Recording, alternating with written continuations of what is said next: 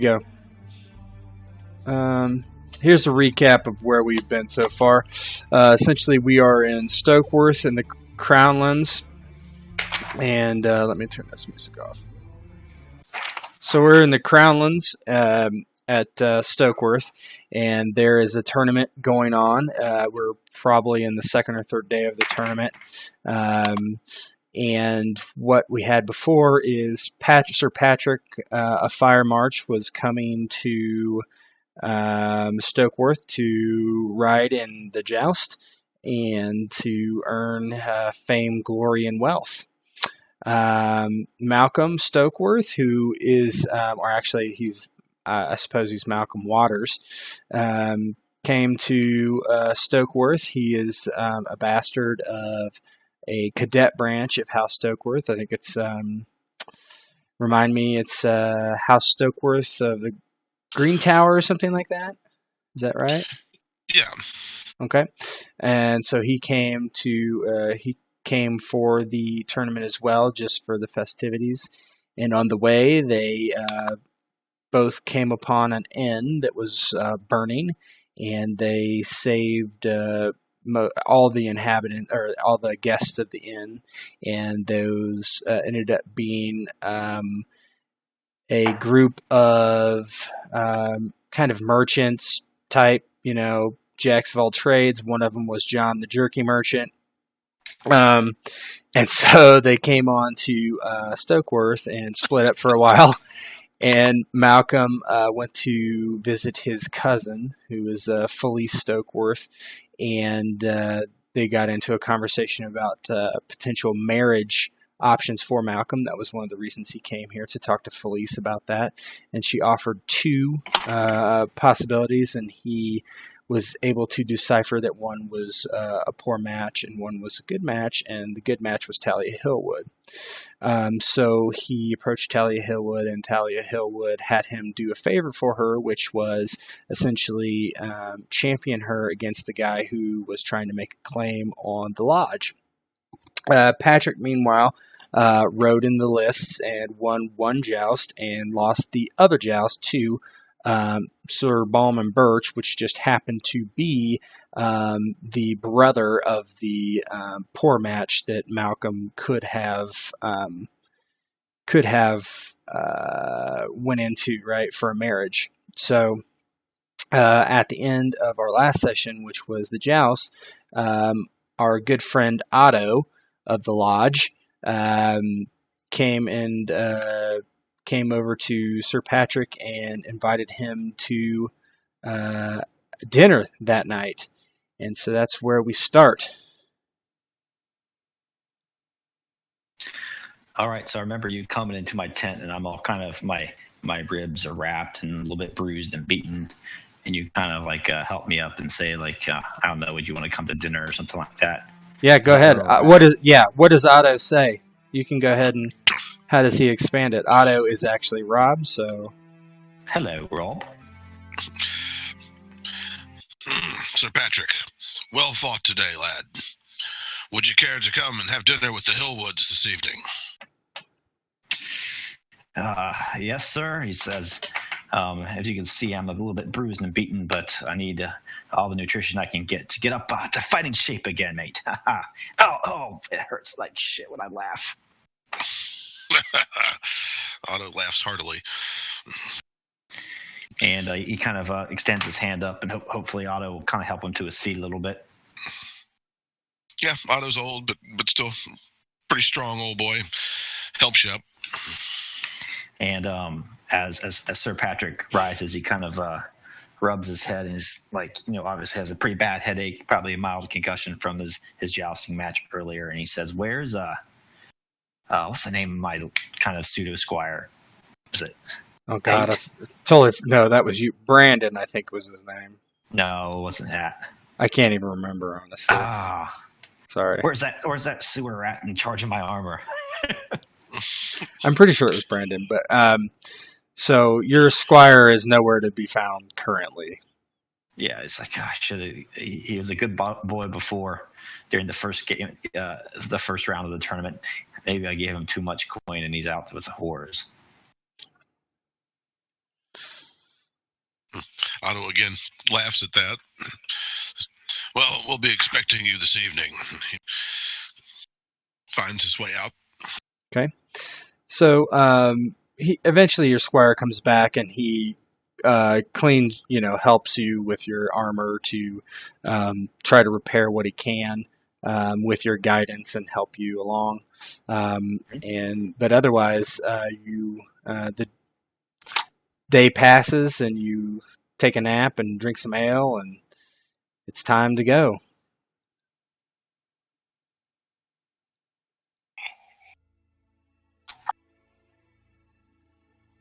All right.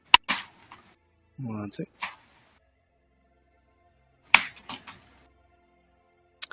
So the second day of the tournament at Stokeworth has been a success. Sir Patric had one victory in the joust and one defeat. He gained a little coin, which was better than losing it. He wouldn't gain glory for his tilt, but it was the experience needed in the coin to feed himself. More importantly, Sir Patric might have shown himself worthy of a place in a noble house. Meanwhile, Malcom had also fared well. After performing a deadly favor for Lady Talea Hilwood, a middle-aged woman of House Hilwood of the Lodge, he found himself in her good graces. Supposedly seeking a husband, Talea had shown the man attention during the last 2 days. Now, upon her request, both Sir Patric and Malcom have been invited to her tent to sup with her this afternoon. So her tent is an open pavilion, and it's before dusk. And there's a few men standing around looking like they're on guard. But inside, there's a circular table in the middle of the tent. And there are 2 women sitting at that table and one man that Sir Patric recognizes as Otto. He didn't get a introduction, but he was the man who invited him to the dinner at the very least. Sitting at the table, one of the women is, as Malcom knows, Lady Talea, and Patric saw her from afar when he was jousting, but up front he can see that she was likely once a comely lady, but something's happened to her. She has one eye that is a ruin. It's milky white, and there's a scar that goes vertically across it. And her hair is partially white, and it looks like she's aged quickly, probably too quickly. And seating next to her is a attractive young lady, and I will let Rivers describe her.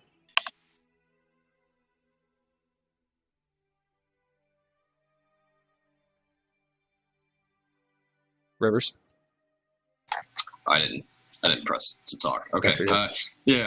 So there is a next to Lady Talea, the young lady that's sitting next to her is wearing a sort of like what would be equated to like a riding dress.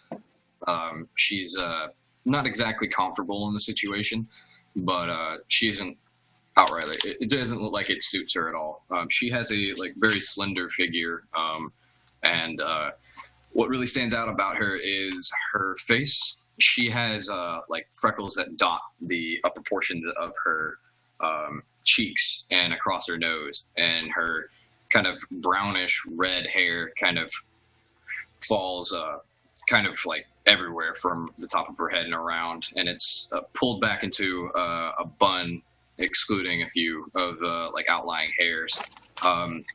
She looks a little bit out of her element in this, and it's maybe not something that she's quite as used to. She's used to being around like well, you wouldn't see that yet.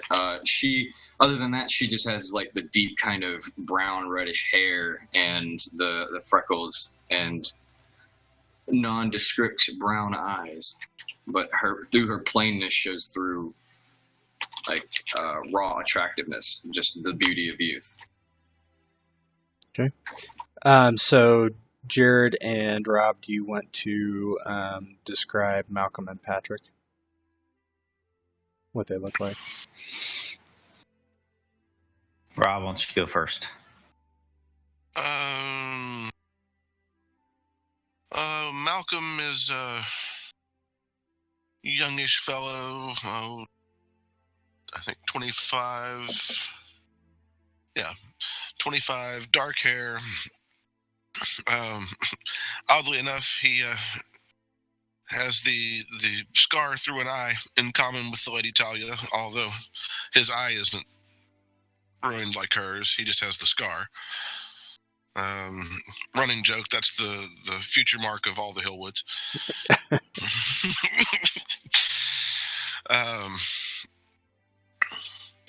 Dark hair, sort of a stubbly, scraggly beard. Not terribly well dressed, but definitely of noble background rather than small folk. And in pretty good physical condition. And that is pretty much what you can see about Malcom. And so kind of on Malcolm's left, maybe making some small talk about the events that have transpired between their last two meetings, walks Patric. He's a little bit younger than Malcom. His face is a little less stern, maybe a little more full of mirth. He looks to be about 20 years old or thereabout. He doesn't have any scars that he can speak of. And just like Nyra, he might look a little uncomfortable as he approaches this tent. The breeze is blowing and his hair is kind of unkempt, a little bit oily. There might be a smudge of dirt on his face that he missed when he was washing up. But overall, he has tried to put himself together the best he's able. But that being said, he does walk with a kind of a swagger and a bit of a not a flair, but he tries to exude confidence when he walks. And he's a lithe fellow, maybe a little more slender than Malcom, but obviously quite capable and athletic.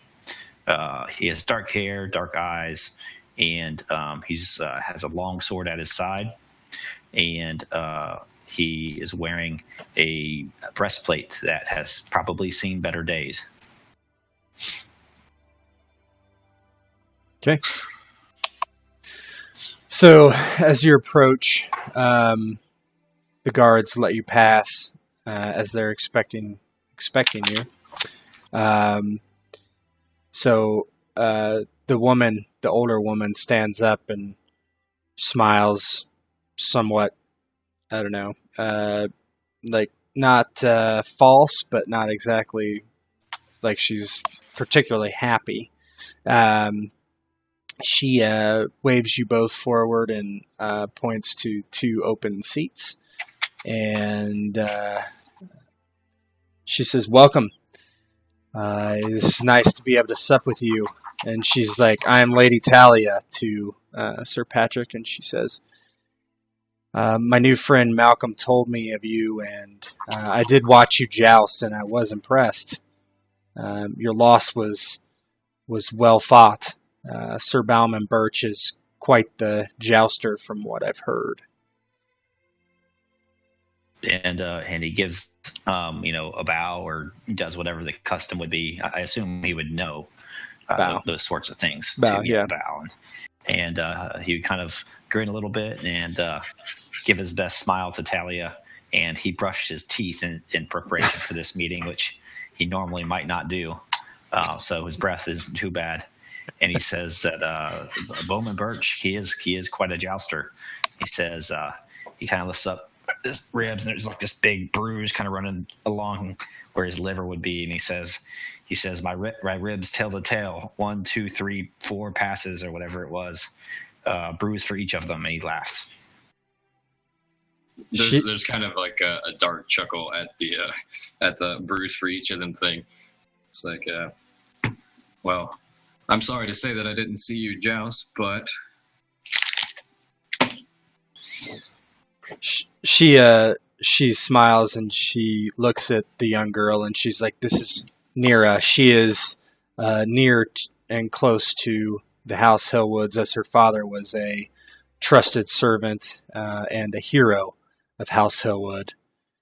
And she kind of nods to Otto, and as a servant comes and puts a plate of cheese and bread down for you to start eating as hors d'oeuvres. And she looks to both of you and asks, are you enjoying Stokeworth?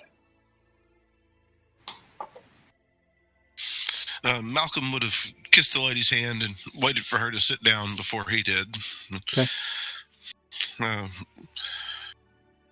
He smiles and says, yes, I've certainly enjoyed my stay in Stokeworth so far.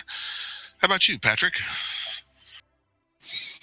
He says, indeed. He said we met some locals on the way in. Maybe you've heard of them? Jonathan, the Jerky Boys. No, he says we met some merchants on the way in, and they have shown us the town, and everybody's been quite kind, except again, Birch's Lance. She smiles and she's like, yes, Malcolm told me of the fire and the people you saved, and now you have a retinue of merchants and meat sellers. And she's like, that is impressive. Most impressive.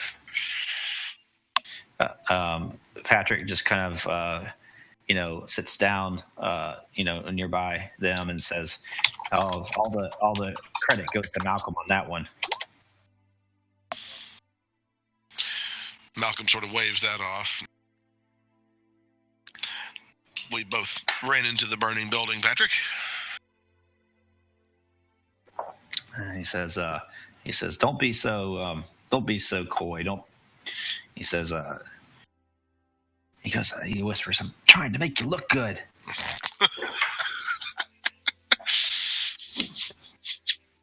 So Lady Talea, she nods and she's like, I do not like Stokeworth so much. She's like, there's plenty of snakes in the grass here and just people that are upsetting to me. I am here, as you know, because House Hilwood must endure. And my husband has been dead for 9 years now. And all my children have been dead for 7. And she kind of lets that sit there, and she's like, I know your intentions, Malcolm. And I can't say if it is for power or a station at a house as a lord. It doesn't really matter to me. I need capable men and a man to sire a child. And she kind of looks away, and she's like, but House Hilwood is cursed. And I will let Otto tell you why.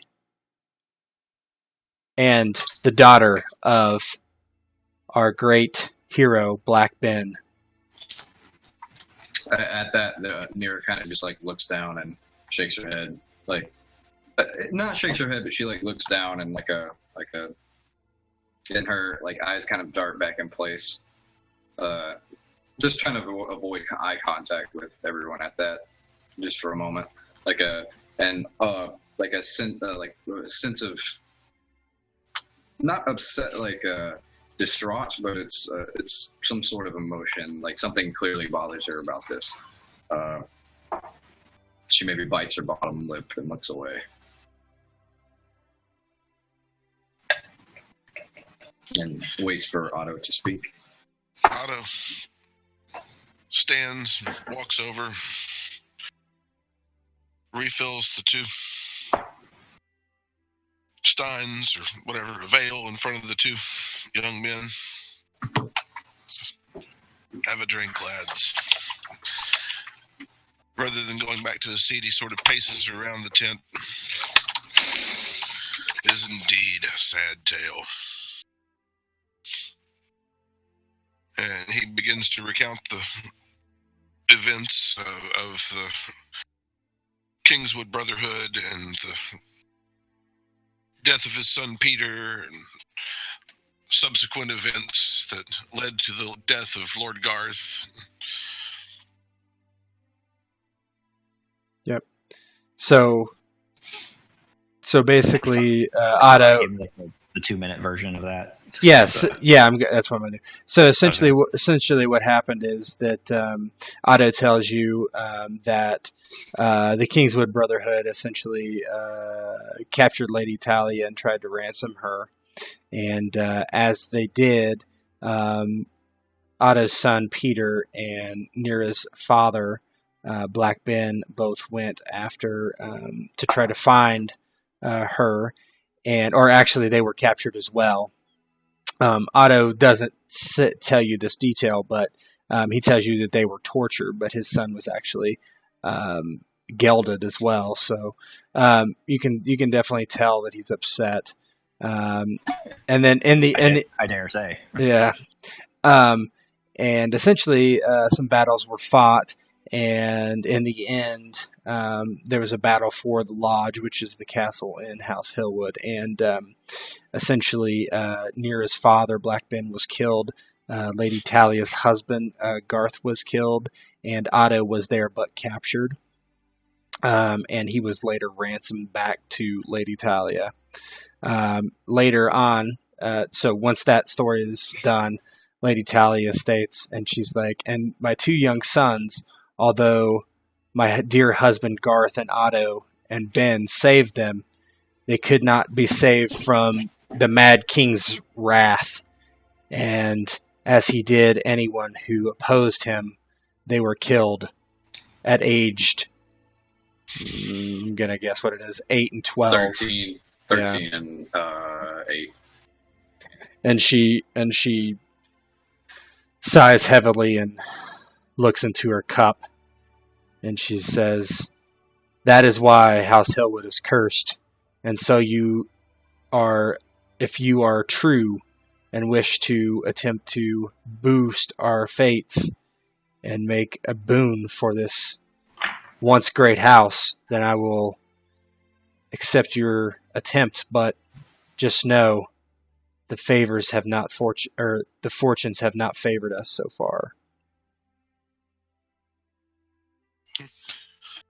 Malcom, ever the confident young man, smiles broadly as he walks over and kisses the lady on the cheek. Says, "I'm sure we can turn that around."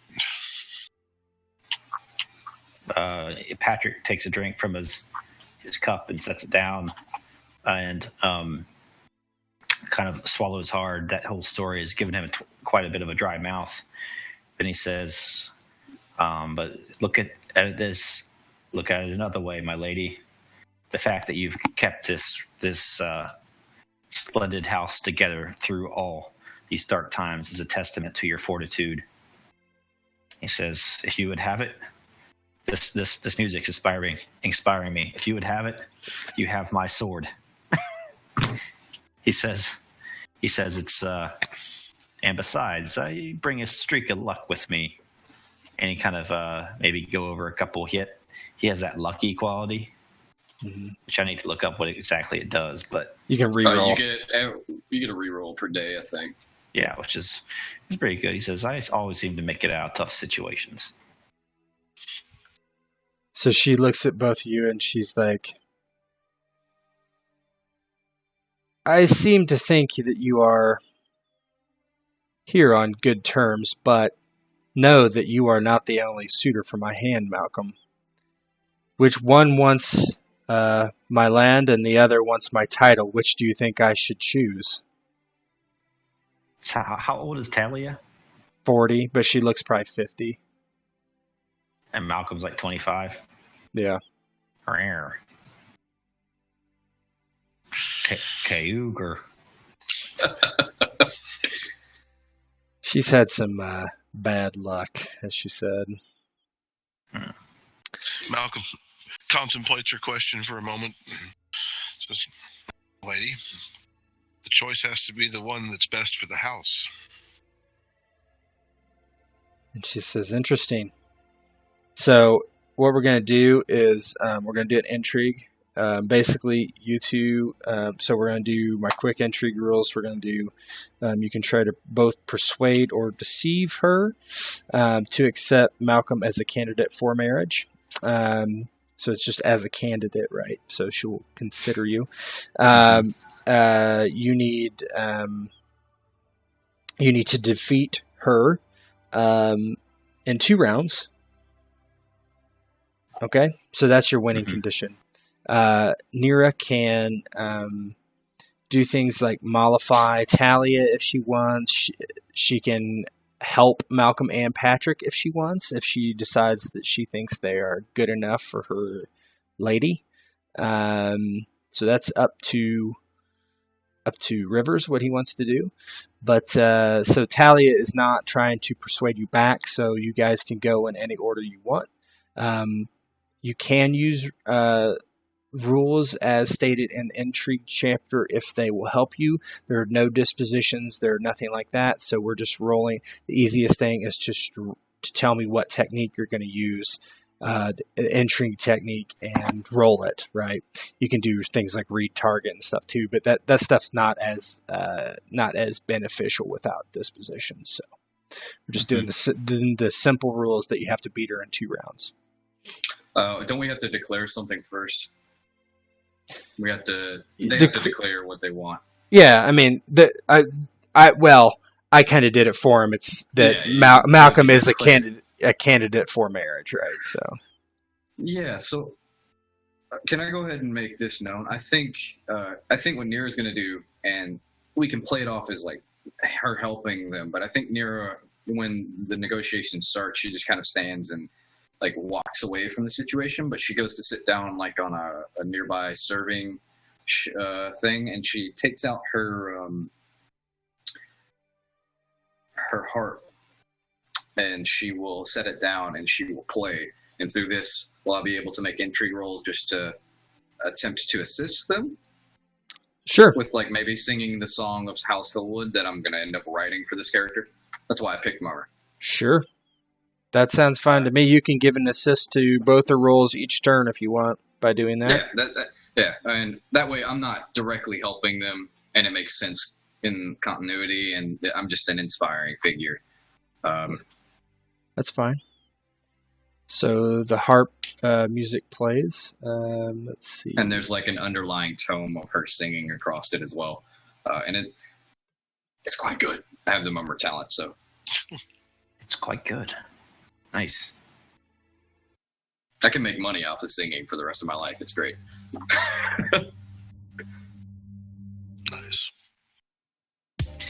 Hey, can I spend some of my XP, Jason? Yeah, you should. What did you want to do? You should definitely spend your XP before we do this. Yeah. Get some ranks in persuasion, probably. Well, I mean, I got some good deception already and bluff, but I mean, I don't want to be in the position of kind of deceiving her in kind of a negative light. Okay.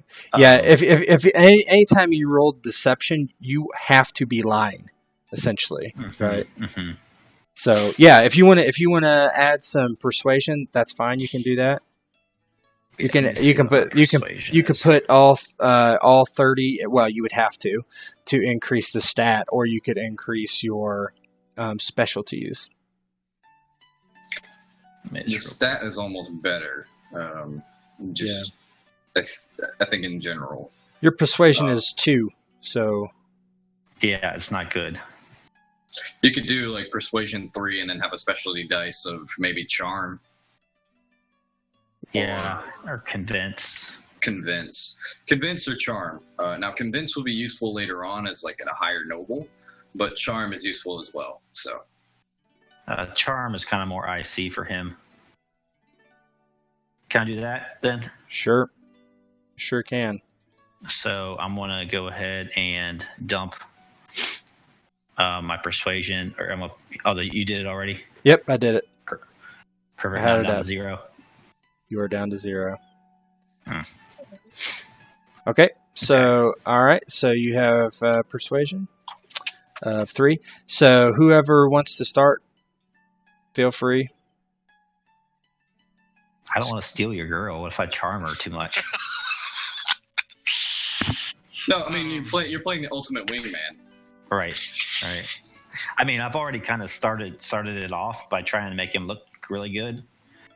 I think so. Stir wingman. So as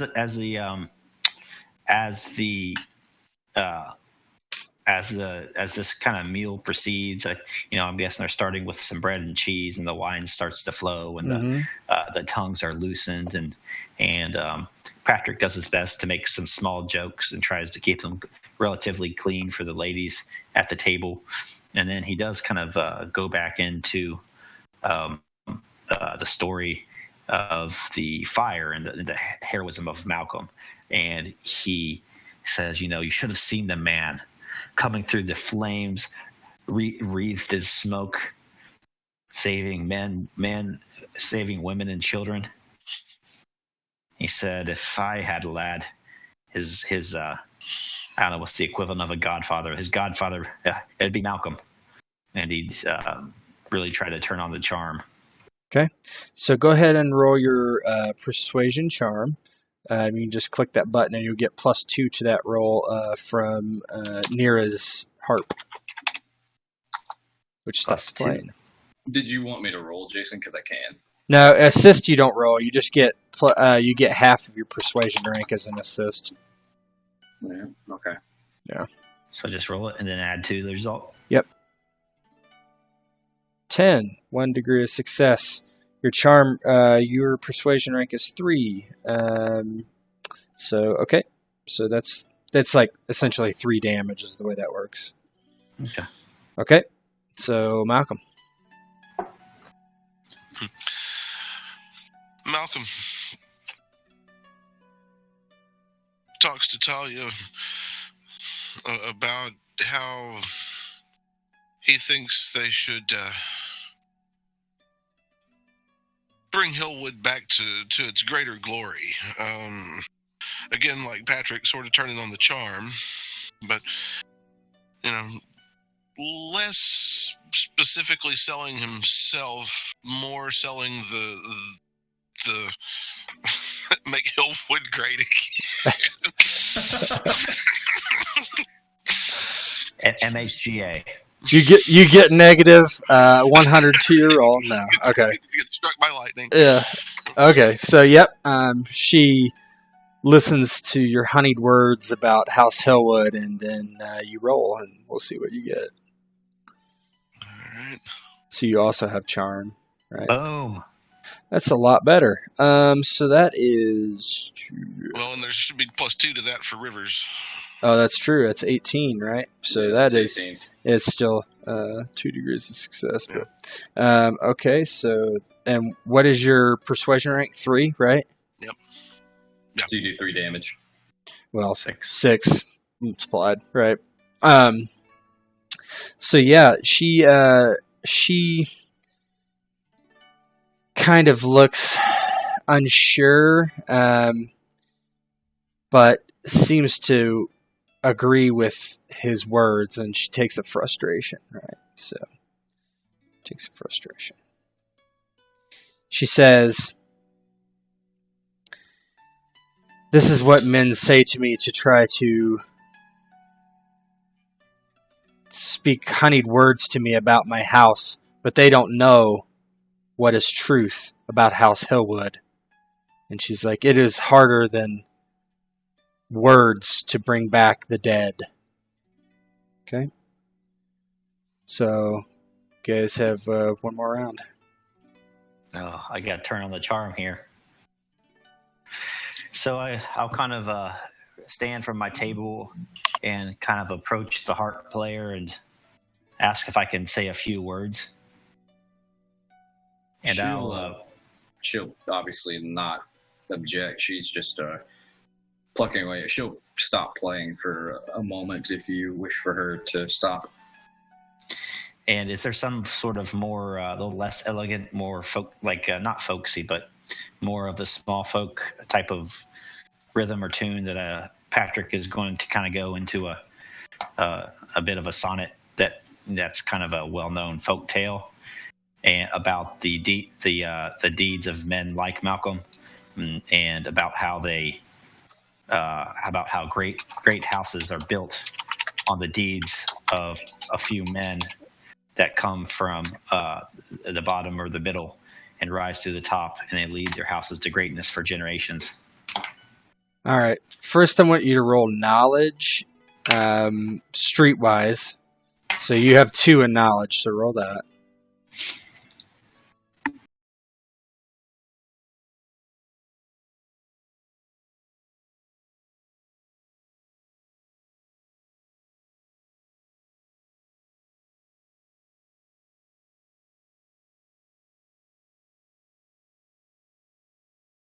But if I only have 2d6s, it's not going to be good. I mean, did I hit the right button? You did. But the thing is you could just reroll per day, right? You can reroll per day. It's not just per session. You have a -1 to that roll for some reason. Yeah, I clicked on. It's not that it matters, but you should have a 5. But you can reroll if you want. A 1. You know what? I had a -1 on mine. So check yourself for injury. Oh yeah, if you have injuries, take them off. Yeah. Here, I'll look and go ahead and keep role playing. If you injury there. Yep. So he goes and starts to recall this sonnet. What is this tale about Garth's fall? Yeah, something about that. If I can delve it up in my memory. And he's kind of stutters and does his best to kind of charm his way out of it and smile and say, Can I roll to see? You cut out Rivers.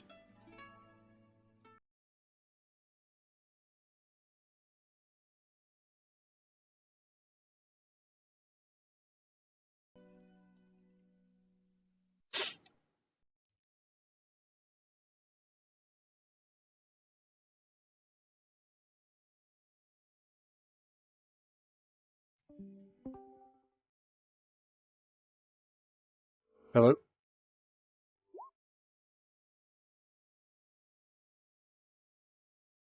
Well, that's a lot better roll. What happened?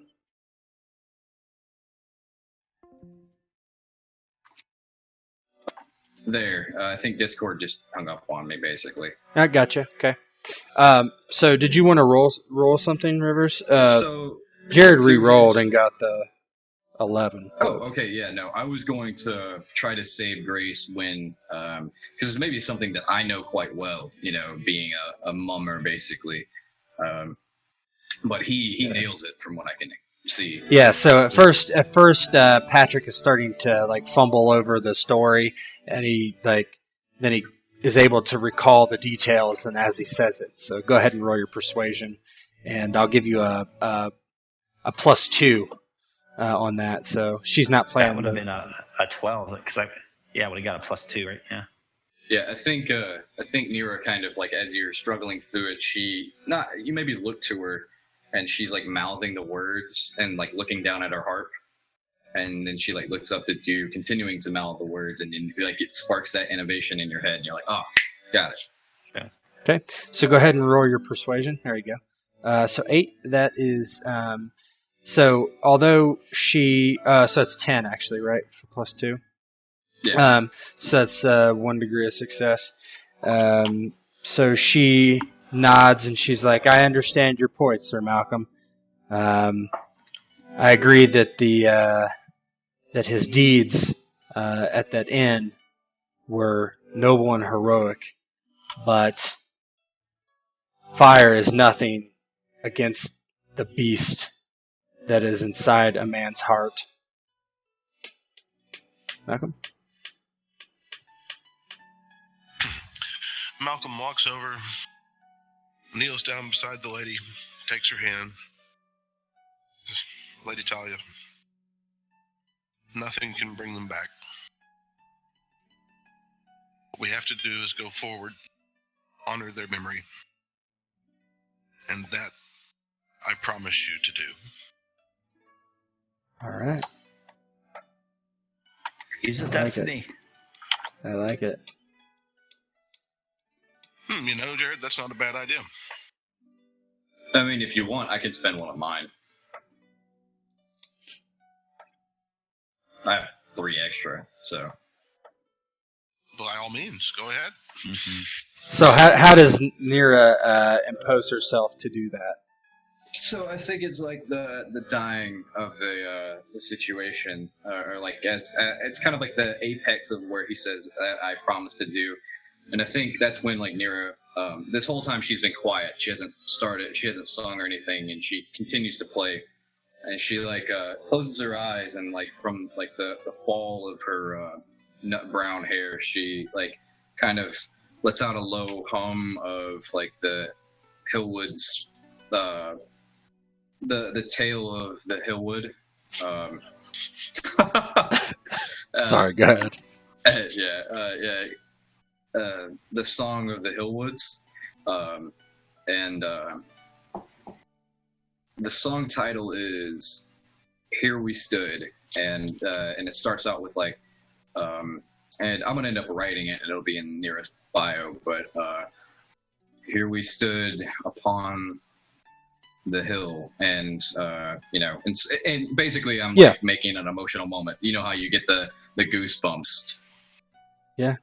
The hauntingly soprano, very kind of quiet voice is just pushing the situation to its maximum. Okay, I like it. So you gain 1 bonus die from Nyra's song. So you'll roll whatever that. I think it's 5. 5 keep 3, right? Plus 2. You still get assist from her. Okay. Let's just roll that, mate. Yeah, you have to.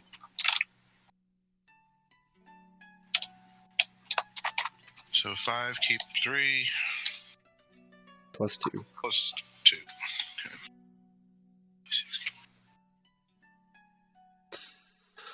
13. So she looks down at you and looks kind of over at Nyra for a moment as she sings a song she's heard a few times before, probably on special occasions.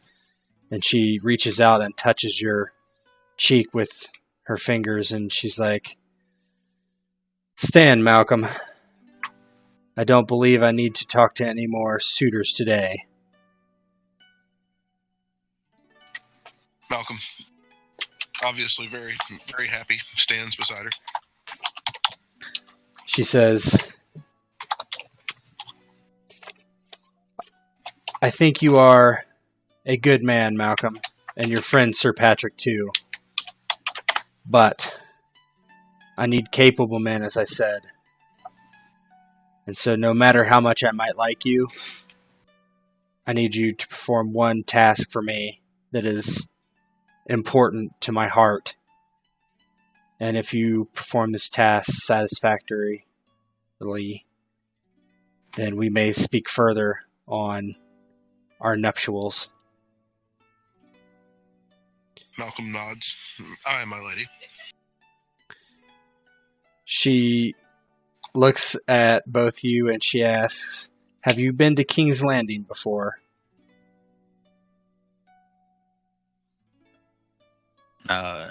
Patric just kind of looks at Malcom and kind of, "No, my lady." I suppose Malcom would have been there at some point in his life. That's fine. So she says, "Okay." She's like, "That is where you'll be going for me." Okay. And so Lady Talea describes that a man in King's Landing has been for the last 5 years selling the remains of some noble families' kin that were murdered by the Mad King.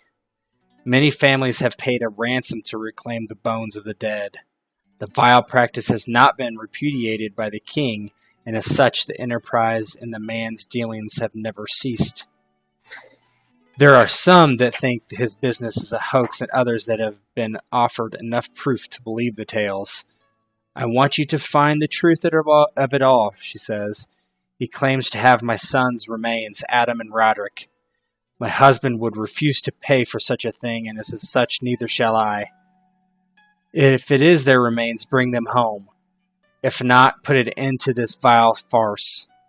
But be wary of notice, and do not allow House Hilwood to be implicated." And so she looks at Nyra and she's like, Nyra, dear, I would ask you to go with these two men as a representative of House Hilwood and be my eyes and ears. What? You want to get your daughter murdered too? No, I was kidding. She just kind of like sits there with like eyes open, and that's maybe where like she stops. Eyes agape, and she stops playing. It's, my lady, I've never been outside of your approach since my father's death, other than to be amongst the wood like my father did. And Lady Talea looks at you and she's like, my dear, it is time to grow up. It is time that you experienced more than just the woods. Your father did not, and it is sad. House Hilwood is a great house, and the Kingswood is a wonderful place, but sometimes you must let a bird go free, and it is time for you to do so in my service. And I would ask you to be my eyes and ears, as I have said. She definitely like nods agreeably. I mean, Nyra, for all things and purposes, maybe when you guys actually see it, that she is like, she's just probably hit maidenhood. She's probably not any older than 15. She would be an impressionable youth. So, yeah, she's most definitely kind of taken aback at this, and like maybe she starts to like tear up a little bit. It would be my honor, Lady Tilwood. And Tilwood. She puts her hand on your shoulder and she squeezes firmly, and she's like, have strength. We women must be strong, no matter what befalls us or stands in our path. She just shakes her head. And she says, your father would be proud of you.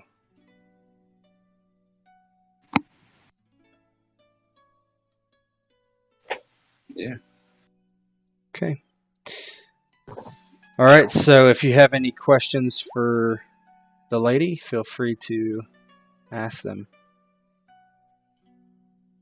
Tillamook.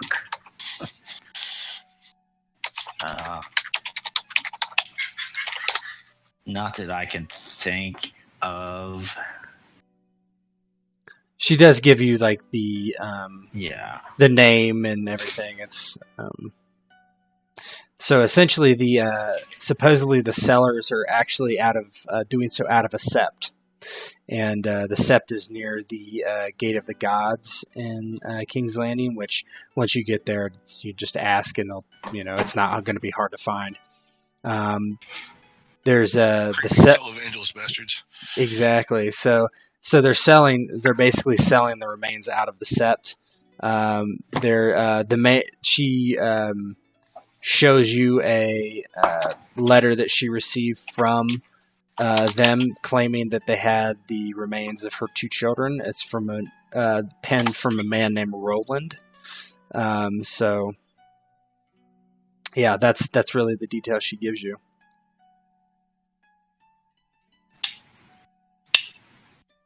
So she's kind of setting us in kind of clandestine, and nobody knows we're coming. We're going to enter King's Landing as just kind of anonymous travelers, right? Yeah. She said specifically that she doesn't want to pay for them, right? She refuses to pay for them, but she wants them back, and she doesn't want House Hilwood to be known that they were there, really. So, I mean, you guys have no House Hilwood colors unless Nyra potentially does. No, but I had 4 gold dragons to my name. I barely bought what I could buy. Yeah. Like, what I have is like I have like 40 silver to my name. That's fine. That's it. Any questions there, Malcolm? I don't think so. Okay. Are the names Jim and Tammy Faye? Perhaps. I have really big hair. Okay. So I guess you stay the night in your tents. and Nyra stays with the Hillwoods, and then the next day you take off from Stokeworth to King's Landing, which is quite close. It's probably just several hours along the King's Road to King's Landing. So I'm looking. Do you have a map posted somewhere here? Yeah, that. Oh. I don't specifically, but if you just Google the Crown, you'll probably see it. It's Stokeworth's right there. Yeah, it's like the closest house to King's Landing, essentially. Oh, so I probably would have been there at some point then, right? Yeah, that's fine. You could have been. Okay, well, I'll revise that then. That's fine. Yeah. All right. So it's that good. morning of. Oh, I'm sorry. No, go ahead. I was going to say. It's that morning of, and both of you are probably woken up quite early. Like she probably enters your like sectioned off tent if you were given one, and like taps both of your boots or your feet and to wake you up. And you can see that she's fully dressed in some sort of padded bodric and some like northern guard looking stuff, like where it's done up as traveling clothes, really. Some well-to-do, like, if she were to step out into the bush, she'd be fine. Okay, you're woken up by Nyra. What do you guys do? You can see that her brownish red hair is pulled back and revealing more of her face. There's a spear on her back, and she's holding a bow. So Patric, hedge knight, just from kind of a tough life, kind of is in sound sleep as she awakes and taps his boot. He kind of wakes with a start, and then in a flash, his long sword's kind of almost up, and he kind of catches himself and says, "Oh, it's you, Nyra." He goes, "Is it time to head out already?" Well, unless we want to be stuck in the commotion at the goings on at Stokeworth, no. We could stay here all day if that was what you wanted. I figured you'd appreciate getting out of here as soon as possible. Says that Malcom we can get rolls out of his covers, sheathes his left-hand dagger, nods. Is that a euphemism for your morning wood? I think like she hasn't stepped all the way in. She's just like hit you with her bow, like extended her bow and hit you with her with it from afar. She's just like sticking it in the tent and like, hey. Yeah. Hey, jerky boys. Yeah, heard you're a jerky salesman. Anyway, so she wakes you up and you gather your gear. I don't know if Nyra bought a horse, but you're given a rouse. Yes, I have a rouse. Okay, so you all mount your horses and start heading to King's Landing. So on the way to King's Landing, you guys feel free to role play. Basically, there's quite a bit of traffic on the road, and the road is quite wide at this point. There's traffic going to and from King's Landing from Stokeworth. Obviously, the joust is there, plus it is the closest holdings to King's Landing. So nobody's bothering you or anything. It's all merchants and just people going to the tournament and coming from the tournament and such. But you guys can role play if you want to get to know each other a little better or whatever. Just let me know when you want to advance. So Patric's kind of riding along with the others, and he says, I'm sure there's been much talk, but at one point he kind of mentions how, a mother's grief runs deep, and sometimes it can, grief can make one see things and feel things that aren't there. They can hope beyond hope. He says he talks about his main worry. His main worry is knowing if this person selling the remains is a charlatan, or if he's is peddling the true remains of these slain children. Either way, it's some grim business, Patric. I think there's a quiet moment where Nyra doesn't really speak at that, and then she says, I'll know when I see Adam. Or what's left of him. And Patric probably knows best maybe not to say much more. I don't know if maybe one of them had some sort of deformity or something. Maybe they could tell from their skeleton if it's him or not. So he just kind of nods and continues on his way. At some point, I would get the whole backstory of how Malcom came to be Talea's suitor as well. And I think both of us would ask Nyra a little bit about her story too. Yeah.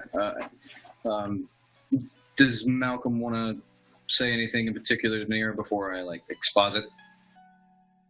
No, go ahead.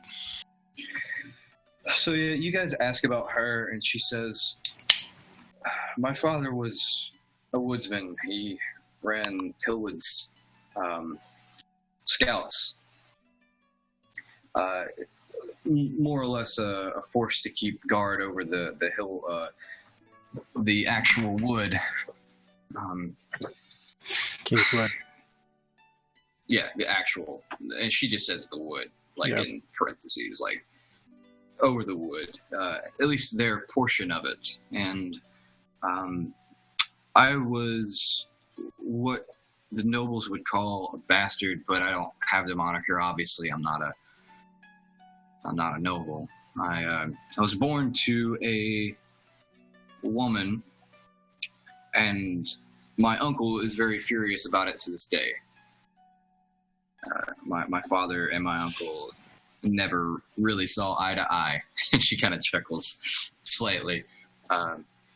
Although it wouldn't be found out until much later that my father was actually, or my uncle knew who my father actually was, and he still has it a little bit begrudged in his heart to this day. And she just kind of chuckles. I thought it was interesting, and I was going to write it in. Okay. I could see Ben doing that just to be a dick, but yeah. Yeah, I thought it was hilarious because it was just okay. And she just chuckles to herself. The two never shared a great relationship as I remember. Although I was looking at it from an outside perspective. Other than that, I've grown up just like my father. He taught me how to shoot. He taught me how to be a hunter. And I was, for all intents and purposes, going to be exactly like him. And then he died. After that, I was raised under... I was taken to live with Lady Talea and help her through her times of trouble. And here I am. I'm essentially her lady in waiting, and will forever be. I owe a great deal to Lady Talea. She's been more of a mother to me she's been my family, everything that I've had left. My mother died not long after my father. And so I sort of became a child to her.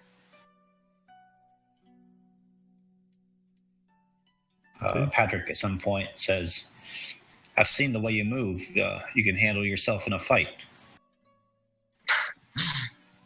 No, I don't think I'd be as good as you, I'd say. Better than me, not good as Malcom. Still playing him up. I love it. Okay. We're going to get Patric a job in sales. I know. Jerky salesman and... His bluff is insane. It's pretty good. Well, not insane, but it's pretty good. And to be fair, you have never seen me attack someone. And you can see, on her back of her horse, she's got a shield. Some of the things that you might notice that stand out that aren't within a pack on the back of the horse. There's a shield. There's 2 spears that sit roped onto the saddle. There's a quiver on her back, and the bow obviously as well. The bow is in a sort of a sheath that's sitting alongside the saddle, and and then there's a really long spear that she is it's sort of like placed next to the horse, but she's holding it that way so that it doesn't fall.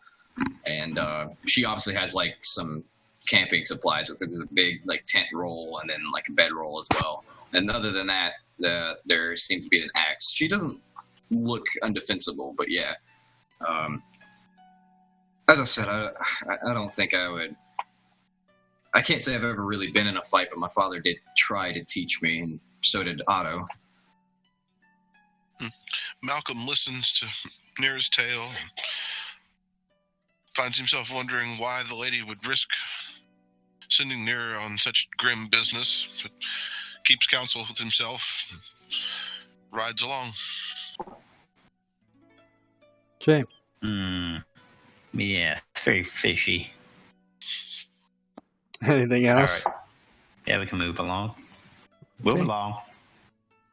All right. I just thought that would be a great way to tie that in, Jason. Yeah, that's fine. Jack is still salty about it to this day. Just like I say, that picture is far too attractive to be Jack the Axe's relative. But just before we move on, let me just pull them up so everybody can see it. Is this like a Minecraft? No, I think this is a rendition. It looks like almost like a Minecraft. It might be actually. Picture. I think it is actually. Holy That's crap! Jack. That's too much, people.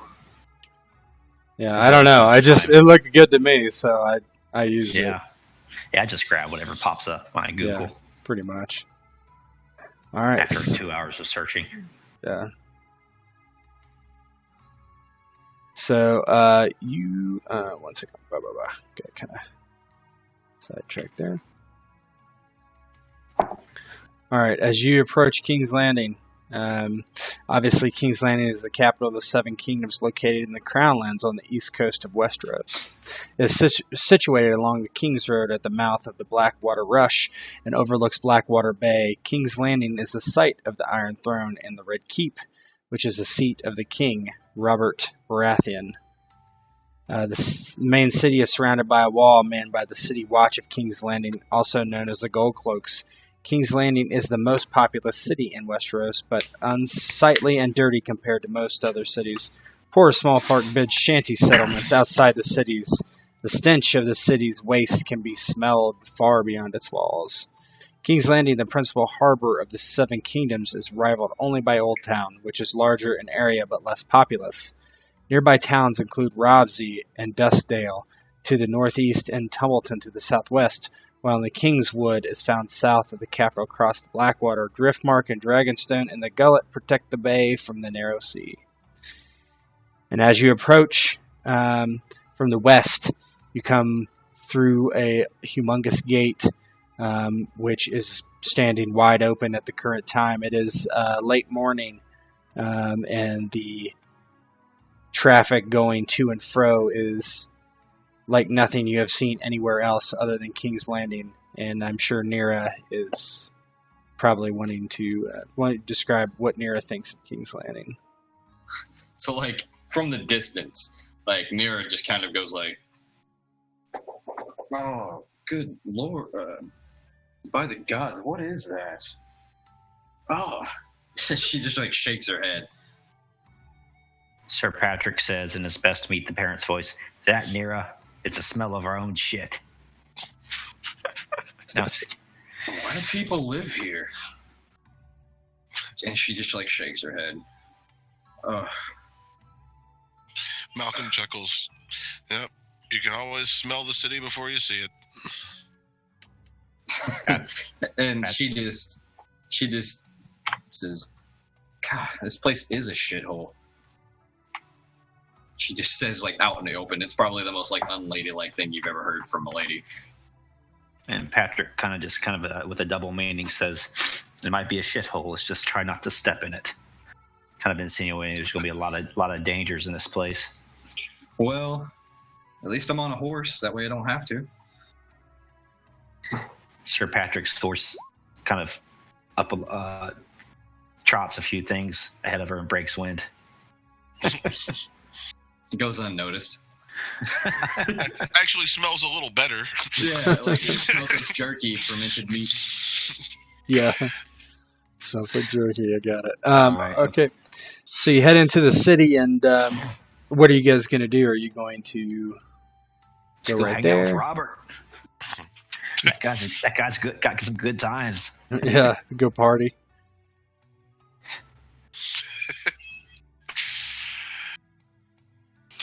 So I suspect the first thing we need to do is establish a base of operations and maybe find somewhere to start looking for some information. Were we given some sort of like monetary support, or? Well, she gave you probably enough for lodging and food and that sort of thing. She told you specifically she didn't want you buying the remains, so. Oh yeah, definitely. Yeah, that's what I meant. Like, you have enough for food, lodging's probably a little left over for bribes and such, if you wanted to use them that way. Probably doesn't want us throwing around a bunch of coin, making a making a scene or causing suspicion. Yeah, so you guys came in here, and the gate she was talking about is up here. So, but so where are the? She says they're selling them out of the sept. Yeah, there's a sept. There's a small, not the sept of Baylor, but there's a small sept up here that by the it's the sept by the Gate of the Gods, which is this gate, I believe. Not that it really matters, but that is selling these things. Yeah, then why don't we head to as we're riding through the city, through the main streets. Here says, we could go hit up a secret residence in a tavern, a place where we could stay for a while, and I can work as a mummer to pay for our meals as we try to deal with the situation. And Sir Patric kind of strokes his beard as the horses head through the western gate, and pretty much agrees and says there's nothing like a pretty girl and music and drink to loosen men's tongues. She just shakes her head. Is like, well, you're flattering. Thank you. Well, let's go see if we can find something in the neighborhood with the sept. Okay. Establish ourselves there. So you easily find King's Landing doesn't seem hugely busy right now, at least that tavern itself.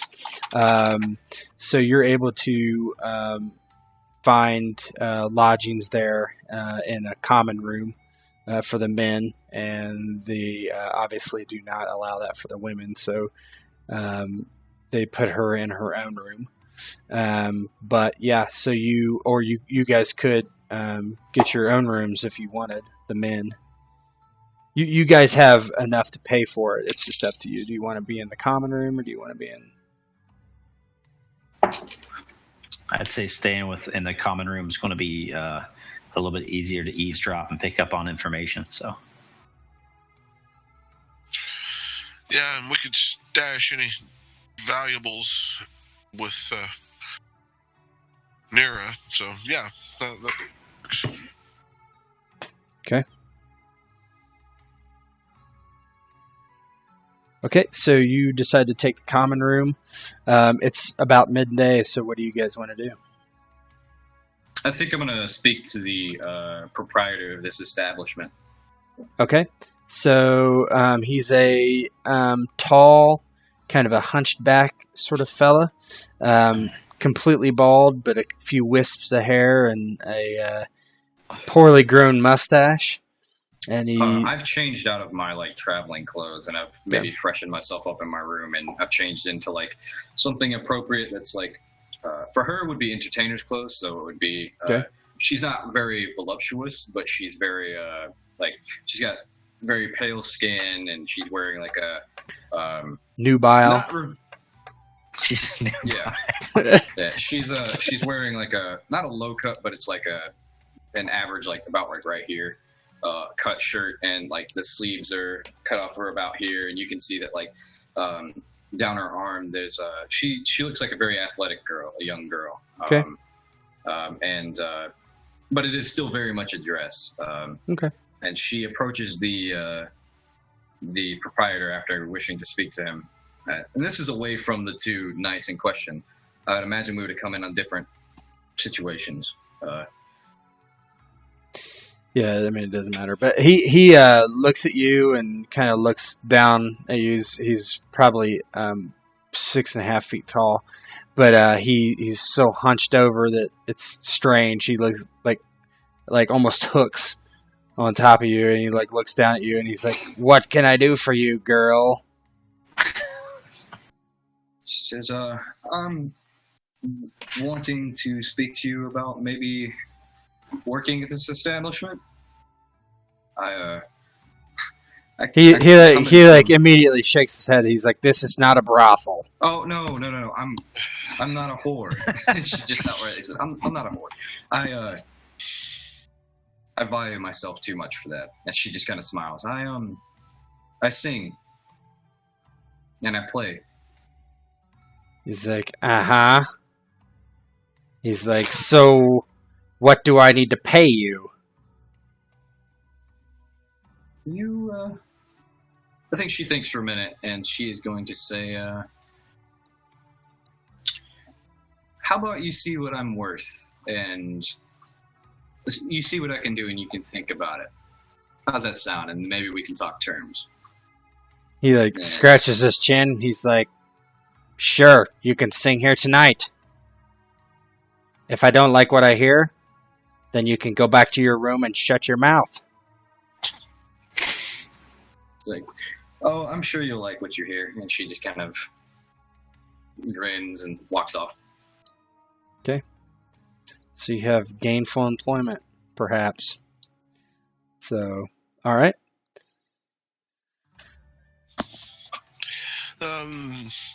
Malcom will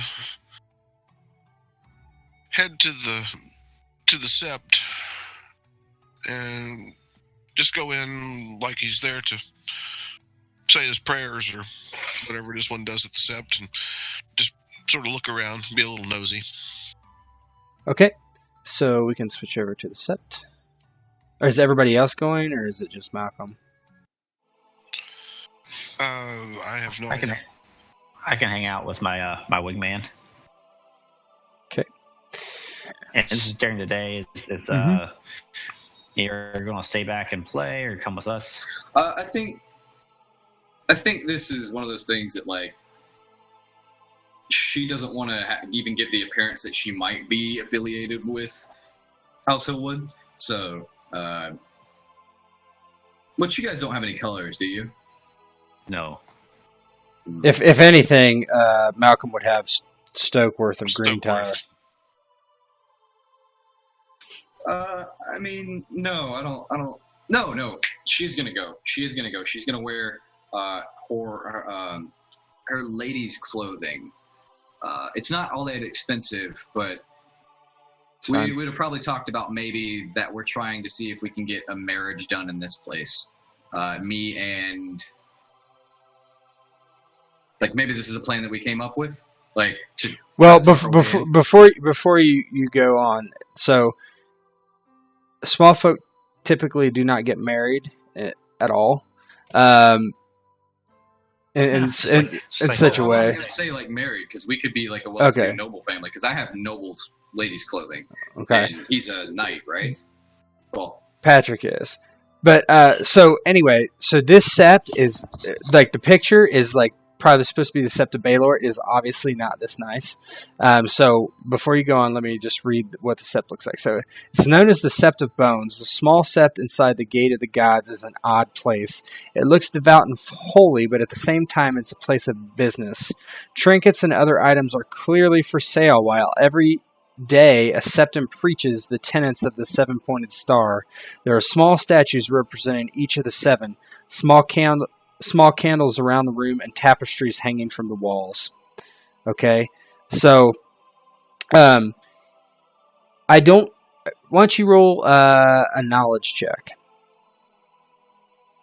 This is all of us, yeah. Sure.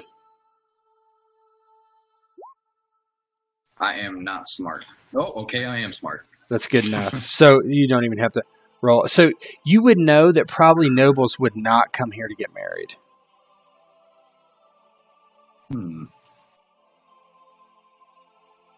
Okay. So what's happening inside currently is that you see a man talking to some customers, essentially, and you see him give them something small, and they drop a small bag of coins into his hands, and he stuffs it into his pocket, and that's this guy. And you also see a man looking basically what would look like to be the dais, and he is reading the 7-pointed star, and he is dressed as a septon. And so that would be this guy. And you see a silent sister walking about, but you just kind of catch the tail end of her, and she walks into a room and closes the door behind her. And so for those people who don't know, just because they don't know lore, a silent sister is essentially a septa that does not speak and tends to the dead.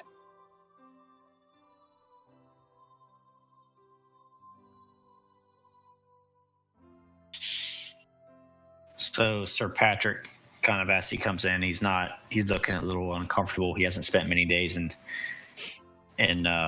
church. In church. Never wanted to go. Mom and Dad sometimes drug him there. Just kidding.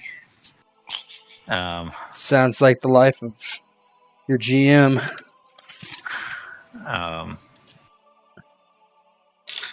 He kind of, as he walks in, he does try to be respectful. He's not the most high-minded of fellows, so even though he doesn't go to church, he probably believes in something, some sort of, whether it's the seven or whatever belief system he has. He does believe in supernatural and that sort of thing. So he's like dry mouth and kind of looks to Nyra and Malcom, and he says, Malcom, you lead the way. This is all new to me. Yeah, Nyra just kind of shakes her head. I won't pretend I know much about the faith of the seven.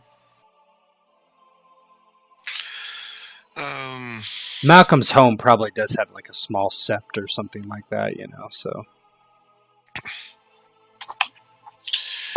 Yeah, well, Malcom thinks that this mercantilism in the church is pretty awful. So, my fine little mummer friend, do you think you can pull off that you're some sort of soothsayer? Me have some sort of ordained. No, I could see. Ordained. I could see if you could. Ordained. Maybe. All right. If these guys are going to be charlatans, maybe we should fashion ourselves some charlatans. Yeah, exactly, Patrick. Mm-hmm. And he kind of says that I can pull off, and he kind of adjusts his breastplate a little bit.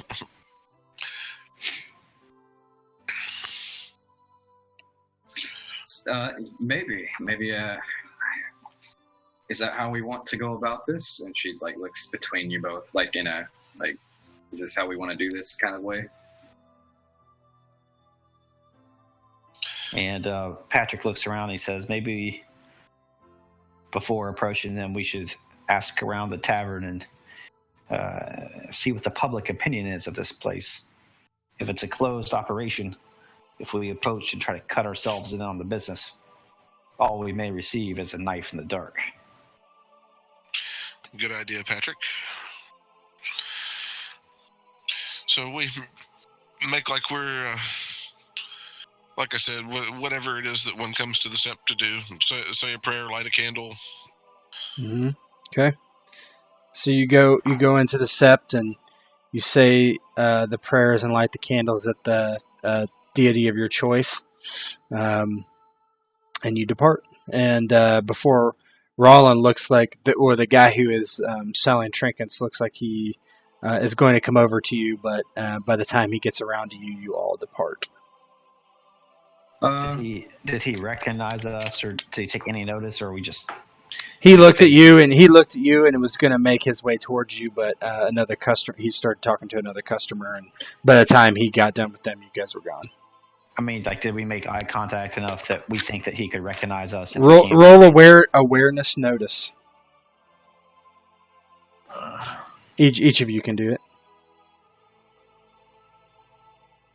Awareness.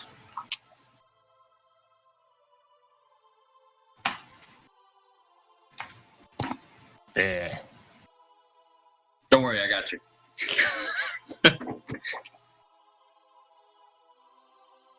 Nice. I have you both.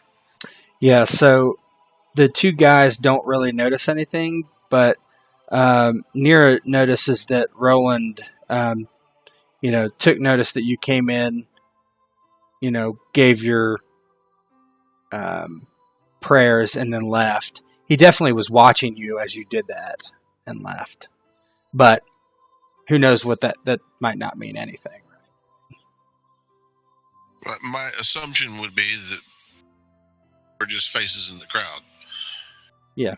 Yeah, I mean, if everyone's super suspicious, because you can't always be super suspicious. Now, it might seem odd that we might have come in together. Is that what he noticed? That we all kind of came in together? You just noticed that he was he was watching you for a little. He definitely was looking at you and taking interest that you came in, prayed, and then left. If we ever go back and approach them about a business offer or whatever, we could kind of say that what type of businessman goes into the situation blind. We were just doing a little reconnaissance, so That's a very perfect explanation. So, well, I guess we go back to the tavern and sit amongst ourselves and talk and. Okay. Well, let's see what we hear and so forth. So, Patric kind of suggests that we have a night of teamwork where Nyra kind of plays her harp, and Sir Patric can try to get the crowd worked up, maybe buy some rounds of drinks, maybe go outside and kind of drum up some business. Instead of selling jerky, he can sell some of Nyra's entertainment, and try to make Nyra profitable for the owner, so the owner's welcomes us back, maybe gives us some bonuses, some free rounds, maybe tells us some secrets. And that's a brilliant idea. Just kind of blend into the environment, So how do you want to do this, Jason? Yeah, so if you want to, does Mummer make you roll for anything or not? Yes, I need to roll, although Mummer says that I'm just naturally good at it, I can entertain crowds, I have to roll a challenging persuasion test. So what I would want to do... It may be higher or lower depending on the atmosphere or the mood of the crowd.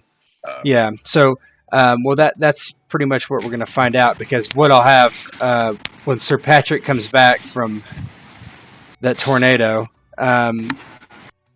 Jesus, my bad. I didn't realize you could hear my fan. That's okay. Well, when Jared comes back, what we'll do is we'll have Sir Patric roll. All right, so we'll have Sir Patric, if he's going to do... what's Malcom going to do? Is he going to try to get the crowd into it as well? Sure. You guys both roll persuasion, and then we'll do it against the TN9, and then based on what you guys get, we will subtract or increase the difficulty of Nyra, right? Yeah, attractiveness, you re-roll any ones on your persuasion. So yeah. So Malcom and Sir Patric, go ahead and you can roll whatever persuasion. Persuasion. Yeah, persuasion, charm, persuasion. Okay. Yeah. So Sir Patric knows that all the men in a tavern love the women to be in a good mood, and so he finds a group of women or whatever, and kind of approaches them and starts to try to tell jokes and kind of seem non-threatening and get them kind of talking, and and buys him a few rounds of drinks. And then all of a sudden, all the other guys in the tavern are like, "Hey, this place isn't too bad. We should stick around." Okay. Go ahead and roll your persuasion. So 10. Okay, that's a success. Go ahead for Malcom. Malcom, similar approach, but he'll buy a few of the guys some drinks and talk to them. Good entertainment tonight. Okay. So. Nice. Oh wow. Yes. So you're going to be rolling against a 3. Nyra. Me? Yeah. Oh wow. An easy. Oh, well, actually, you said challenging, so that's a 12, yes, it right? has to be challenging. Yeah. 6, so you're going to be... Challenging is 9, it says. Right, that's what I thought. Yeah, so you're rolling against a 3. Yeah. I think the one above challenging is... Daunting. Daunting, yeah. It's the same as Star Wars, I think, too. Mm-hmm. That's a 15. Oh, it is Fantasy Flight. I forget.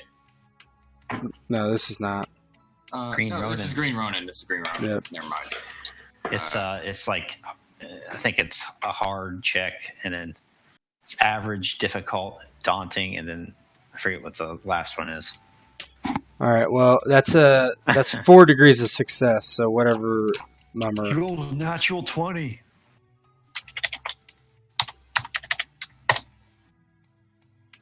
So that's 4 silver shillings plus an additional coin for each degree. So 8. Yeah. All right, so and go that's ahead. that's just silver shillings put into my pocket. That's not. Yeah. That's your cut. So go ahead and role play how you do that.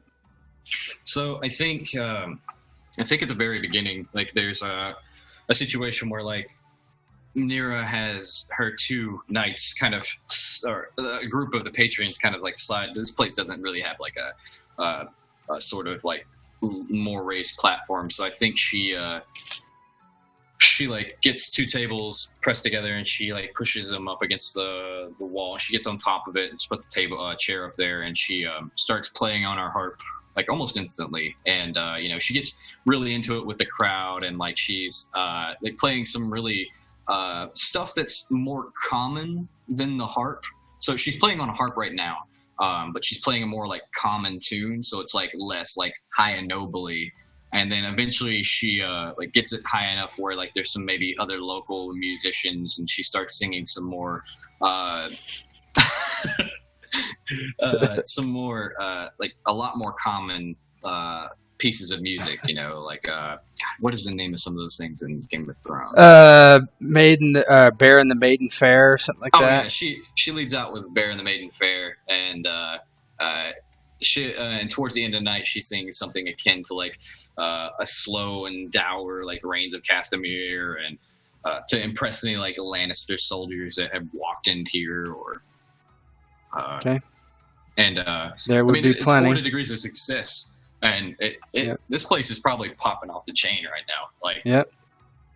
So everybody seems to be particularly happy. There's a lot of people cheering, clapping and spending money, and you can tell, the bar's really busy, and they're working hard back there to get out food and drinks and everything, and so seem pretty happy. And one gentleman, just not particularly large or tall, or he walks up to you and he's like reaches out kind of the table and grabs you by the hips and kind of like forcefully kind of like pulls you off the table and sits you down, and he's like, you're just wonderful, my name is Roger, what's your name? And he's like kind of like stumbling drunk a little bit. It's like unfortunately, she's not going to be rude, actually. My name's Nyra. It's nice to meet you, Roger. And she kind of like tries to pull his hand away to like, I have a show to put on. He's like, oh, that's fine. He's like, after the show, maybe you want to come and talk to me at my table. And he kind of puts his arm around you and like leans into you and tries to kiss you on the lips. I think she'll like pull away from that, like definitely. She's like, You'll have to excuse me, sir, but well, I don't know if he's a sir. You'll have to excuse me. He definitely does not look like a sir. She just like shakes her head. It's like, no, that's, and, plays it off. I'll try to play it off as like a just leave me alone, drunk kind of thing. Why don't you roll like yeah, I guess just raw persuasion, unless you have like convince. No, I don't have convince. I only had 60 points to put in specialties. yeah, being so young, yeah. It's like So I appreciate it, and it's nice of you, but I'm a little busy. Maybe find me afterwards. And she like plays it off, and she isn't making any intention of actually seeing. Yeah. Okay, so he is all right, and he just kind of stumbles back to his seat and sits down and starts clapping again. So essentially, that's all the excitement for the night with you playing. So you notice that, like, by the time you're done, this guy's passed out, and one of the basically security people just throw him out, so you don't have to worry about the drunk Roger guy. And so yeah, so you made quite a bit of money, 8 silver shillings. eight silver shilling, and afterwards the hunchback comes over and he's like, well, you didn't lie, did you, girl? I don't make a habit of it. She just kind of smiles. And he's like, well, you have a job here at the North Side Tavern anytime you want. My thanks. And she says, and then I think she's gonna roll a persuasion bargain to try to like swing it her way, and like get a suitable arrangement, if you will. Okay.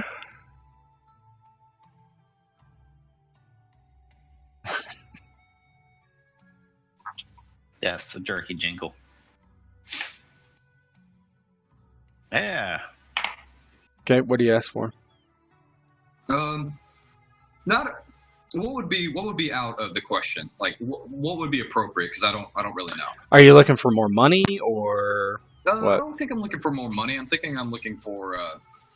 I mentioned something along the lines of like I was accosted by some drunk. If there was some way that I could have like a guard maybe, or like someone who would watch over me, and I kind of point at whichever one of you two wants to be my like guard to get you hired as well.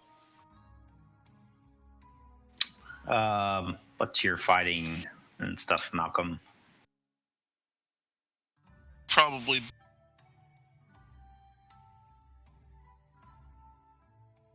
fighting's 4.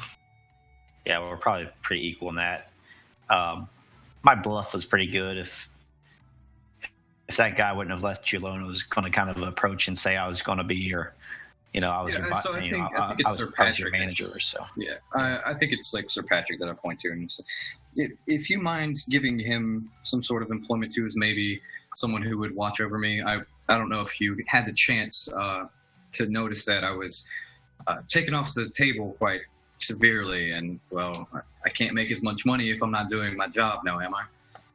And she says, maybe see about getting him a room of his own for the same price that I'm getting. And she winks. And he looks at you and he's like, a room for him out of the question, but I'll pay him. He's like, how about 10 coppers a night? That's good wage for a guard. She like looks to Sir Patric. And it is pretty good wage for what he would be doing, bouncing essentially. yeah, he pretty much gives his assent to the deal, and he says, "I can get behind that." And she smiles and says, "Thank you. I think this is going to be in a suitable arrangement." Okay. So he also offers, he's really trying to please you, so he offers your room for free while you're working there. And Yeah.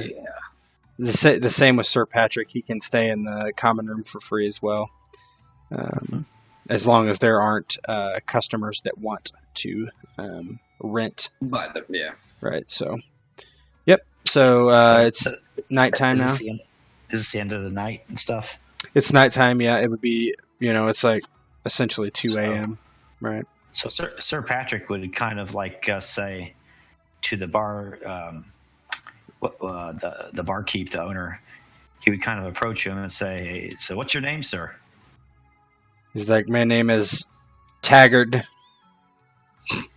Say, "Hey, Taggart, since you paid me good coin, and you have my services, how about I help you clean up this joint? It was a raucous night. I'm sure you could use a hand." He's like, "That's what I like around here, raucous. It gets people drinking and spending money." And he looks throughout the tavern, and there's just like shit everywhere. There's broken mugs, there's beer, there's vomit in the corner. And Sir Patric is like, let's get this place cleaned up so you can get a good night's sleep. And he'd help him and try to kind of become the guy's friend by helping him out and make small talk and be charming to him and see if he he'd kind of ask about the area and ask about the set. He'd say, "Yeah, I think I'm going to do the same. Since I'm an employee now, I'll help. So maybe not clean up the nastiness of like vomit as." Yeah, he just sends the maids to do that. I mean, he's not gonna.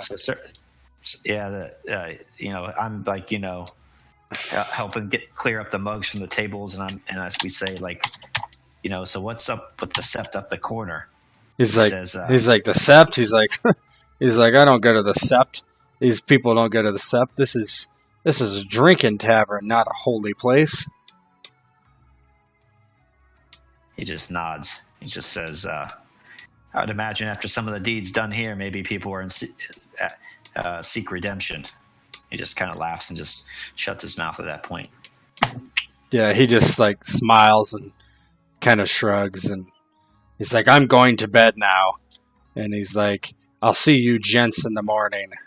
And he's like, keep that harp ready to play. It's always ready to play. And so unless you guys have any specific questions for him, he's going to go to bed. Let's kill him in his sleep, take over the tavern. Yeah, I've got to persuade him enough to sell me or sign the deed, and then I'll kill him. No, This becomes a game of just earning money, right?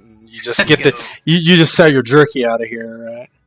Or like in Westworld, we'll go full black hat. We'll just go full evil. Yeah. Well, we need to get Claire in here.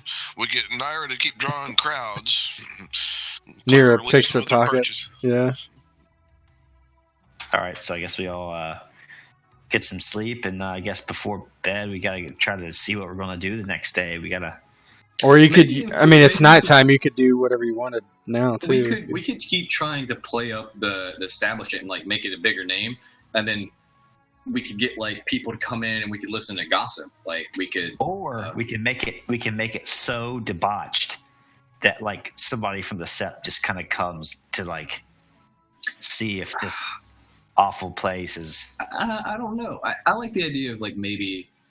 Like getting this place popular over a few days, and then like getting, like maybe having a deal here because it's super popular, super crowded. Nobody's going to be too worried about it, Like having it be like that seedy bar, and we have the location advantage.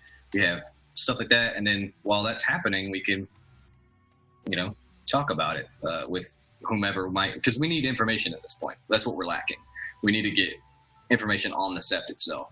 To get in and see how they hold stuff. I mean, we could just walk in there and take it, but yeah, and there's no timeline on this mission, really, is there? I mean, I don't know, not that you're aware of. I mean, there's nothing specific unless he sells the bodies to someone else or the bones. Yeah, I mean that would be the only thing. I think that this thing's been going on for a while. We don't want to rush. We won't want to rush things, so he says, as they're getting ready for bed, let's put out the honey and hope it attracts some bees, and let's hope these bees talk. Yeah, so I think that's what we're looking for from now on. I think that if we want to, we can try to play this up, like maybe getting this place to be like a super bustling tavern, since this is the first day, and then like just have that keep going. And since it was an astounding success, more people will come back, and then we get more traffic, and then we get more gossip, and we can just keep listening to gossip, and then we can find out about the place. Mm-hmm. If we establish ourselves as gossip and secret peddlers, then maybe the business will come to us. Well, and I mean, I don't think it's written anywhere that septons are necessarily teetotalers. Especially at this time, right? It's pretty.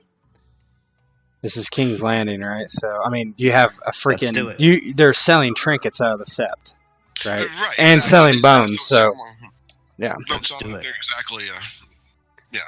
Yep. So, so I mean, we could. So, over the next few days, the bar does pick up.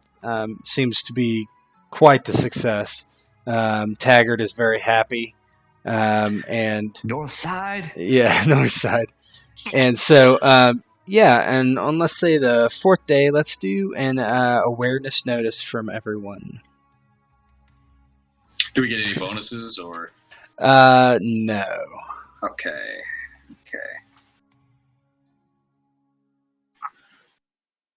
Okay, it's not that bad. I think that's a success from all of us, maybe. Mm-hmm. Maybe. So, Nyra specifically, as she was leaving the sept a few days ago, she remembers, because the sept had actually men standing outside guarding it. And a lot of septs would, in King's Landing, for different reasons. This one is probably because they have money in there. But you notice that one of the guys that was standing guard is actually in the tavern tonight. And he seems to be having a time like everyone else, right? Drinking and singing along with Nyra's songs and dancing and that sort of thing. So this is the first connection you've had with the sept here at this tavern. So I think this is where like Nyra kind of like has this like thought in the back of her like teenage brain, and she goes, and so she like is talking to some other musician, like female or like a maid nearby, and she's like, help me with this, and she like starts messing with her chest to like squish them up higher, and she like pulls in like the underlie, which is like underneath her breast. She's not well endowed, she's like an A cup maybe, and she like pushes them up as high as she can, and she like puts on some maybe like blush from her entertainers like stuff like on her face, and just to extenuate her like freckles and her hair, and she like approaches this guy who's super drunk. He is drunk, hopefully. Yes. And he looks at you and he's like, I love your songs, I really do. And he doesn't seem like, I mean, he's drunk, but he doesn't like grope you like the other guy did. Not a creeper. Yeah. Apparently he's not a creeper, right? Grabs him by the pussy. Thank you. Every session. Every session from a young age, I was known to be good with any instrument you give me. I'm just gifted, I guess. You could say I'm gifted by the gods. Most of us are. He's like, the gods, yes. He's like, they pay me my purse. And he's like, and he gives you like he hands you like a copper as a tip. It seems like he's like, I have like I guess I take like from earlier. I took like his ale tankard and I put it on the table like I was coming to serve him, and that's why I get the copper. Just well, thank you. And she kind of blushes and plays it up a little bit. So you get paid by the gods. You're does he have any like notable arms or He's probably wearing like, not really. I mean, he wouldn't go drinking in his armor. Probably he's wearing probably padded, like something that would be underneath the chainmail armor, and he probably has a small sword on him. You know. You're a guard for the Sept? He's like, yes, I am a guard for that Sept. He's just like, easy job. I just stand around and watch people come to and fro. Well, and she, she'll entertain him for a while, basically. Yep. You hang out with him like a stripper, and yeah, pretty much. I want to use charm to like maybe convince him, or not convince, but try to. No, I'll use convince because that way I can So, tell me about your guard job. What is it? You ever seen anything crazy at the Sept? And she will sit down in his lap, and everybody gets jealous. Can I kind of like butt in here? Like he doesn't necessarily know that we're together, so I'm just some other guy at the other end of the bench or whatever, and I'm kind of listening in and hearing them talk about the Sept, and I kind of scoot forward and give him a drink as well, so he has two now. And I said, that Sept. A lot of people in and out of that place, if you know what I mean. And he just kind of try to feign like he's a little tipsy too, even though he probably isn't. Okay. So what, Jared? Why don't you? So Jared will give a assist to you. So he'll give you a +1, and then you go ahead and roll your persuasion. Is it persuasion cohere? No, it's persuade convince. No. Probably that sounds like charm to me. Honestly. Nice. It's +1 die, right? No, +1, just +1. So is that with the +1? No. I can re-roll that 1 there. For a trip, yeah, you sure can. So it becomes a 18. Yeah, and then +1 for his roll. Okay, so I added that. It's not a die. It's just a flat +1. No, I have a one die in charge. I have a charm. I have a 4 persuasion, 1 charm, and then the +1 on top of that makes it a 19. Okay, that's fine. All right, so so the guy's like, what was the question exactly again? Did you ask? I think it was just kind of a broad thing of trying to butter him up to spill the beans on his job and get him drunk and get information out of him. Yeah, well, first thing he says, he's like, it's weird. They sell dead bodies out of there, or bones at least. He's just like shrugs, and he's like, I don't know. It's weird to me. He's like, but whatever. They pay pretty decent. I think she kind of leans in and whispers in his ear, and he's like, oh, "Wow, that's crazy. You think sometime I could maybe get a look at those?" He's like, the dead bodies? What is this chick into? Sir, no. Take a drink. It's more like hey, whatever turns you on, sweetheart. Yeah. No, and she just plays it off as and getting closer to him is no, I'm just thinking of getting along with some big strong man. Ooh. So he's like, I guess. He's like, we could go there now, I suppose. He's like, scratches his head. He's like, kind of confused. He's like, sure, we can go there. Can we come back here after? I have things I have things I have to do this evening, but how about afterwards? Is the Sept busy? I'm just interested in seeing how and she says, covering it up I can't really be alone here, and she just kind of chuckles and plays it off as a flirty kind of smile, and he's like, and I can't really leave until the end of the night, and it might be nice if you go back and make sure it's all clear. He's like, well, okay. He's like, I guess. He says, and I think I'll like plan a kiss on his cheek. Okay. He's like, okay, I'll go and take a look and see if we can look at some of the things while we're alone. He's gonna give you the bone. Yeah, he's gonna give you the bones. He's gonna give you the atom. So he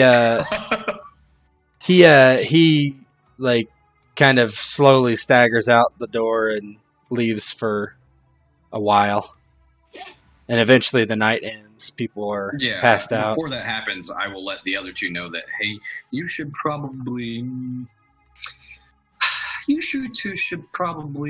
maybe go see about talking to the gods for a little bit. So are they open at all hours? I mean... Yeah. Mm-hmm. They'd be open at all hours.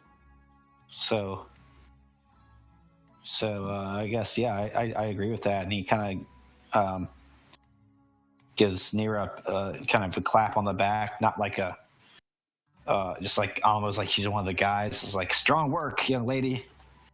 And he says, you'll make your family proud. I think you're certainly getting the education they spoke about. Kind of insinuating that her family only knew the woods and things, and now she's kind of learning this art of persuasion and charm and I think it's more along the lines for her of like she's living in the moment. She's a teenager, right? So she's just all like, I have so much control over men. It's great. Okay. So what are you guys gonna do here? I don't know. At this point, I think I was gonna like out of character talk to you both. So we Patric would kind of say, I'm feeling a little guilty, Malcolm. How about you? Let's go. Probably go to the sept and hang out there, kind of with the plan. Kind of with the plan of Nyra and the other guy. You may not want to go super armed. If you go less armed or even more armed, like. So basically what I wanted you to go there for is if I get into the sept, and this is out of character obviously, and we get it to set up to where there's like a situation where like we get alone in some sort of like backside of the sept when it's dead of night, nobody's around, that one of you could have followed us and knock him over the head, and then we can look around as much as we want. Yeah, that's what I was thinking too. That we'd kind of be there, kind of already, or we could just follow you. Already being there might be a. We really want to bonk this guy if we can avoid it. I mean. Oh no! Like we can knock him out, is what I'm saying, and he's drunk, so. Well, yeah. I guess maybe he's drunk enough that he thinks he just passed out and doesn't realize he got hit over the head. Yeah, it really depends what the situation is there. Because, I mean, if we can avoid tipping our hand and alienating the guy, I think that would be far superior to, just cracking him over the head so we get a look around. I think keeping him as an asset would be preferable. Yep. Just maybe have the both of us kind of there in case things go south or there's an opportunity, if for example, this guy takes Nyra kind of to the back area of the sept, and she kind of like opens a window or can unlock a door for us, and we can kind of sneak in, Right. So you're hiding around the sept. You're not in the sept, acting like you're praying, sort of thing. That's the thing we have to decide. If we just roll into the sept acting like we're praying, it'd be hard to bring our weapons with us, right? I mean, it probably... People bring weapons in septs. I mean... I don't know what the floor is. I mean, it's like... No, you could. I mean, you probably could. I mean, but...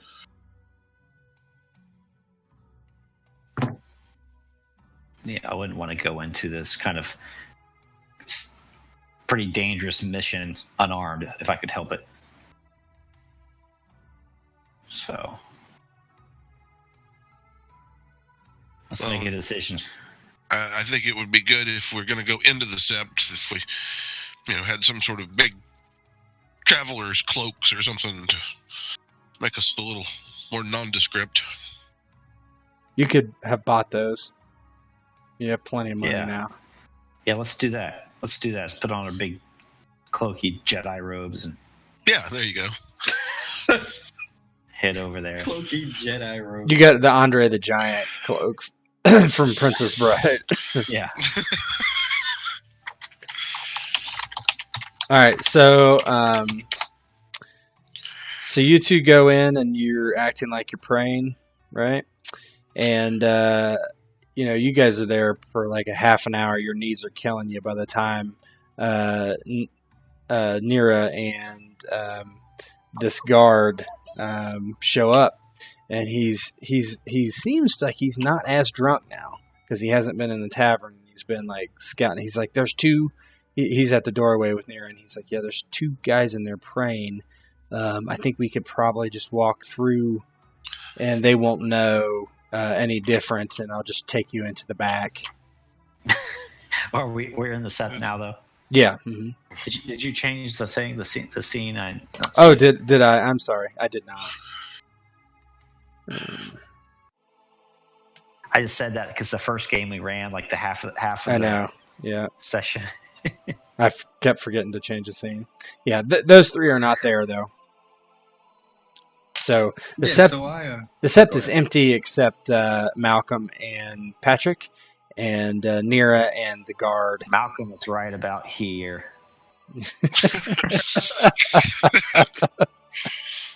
And we'll call him John because I call everybody John. John the guard are outside.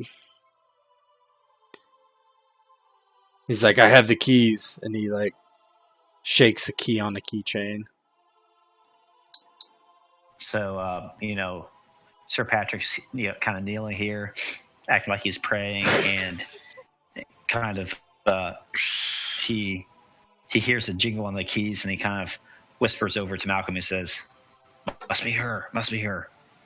Yeah, I think like she just grabs his hand, doesn't really talk to him much, but and like leads him towards the back of the sept, and shares some like flirty whatever, and she probably brought over like a full tankard of some sort of alcohol that she bought. Let's go with some really like potent stuff. Let me look in the book and see if there's any like teenager. She has like some Boone's Farm.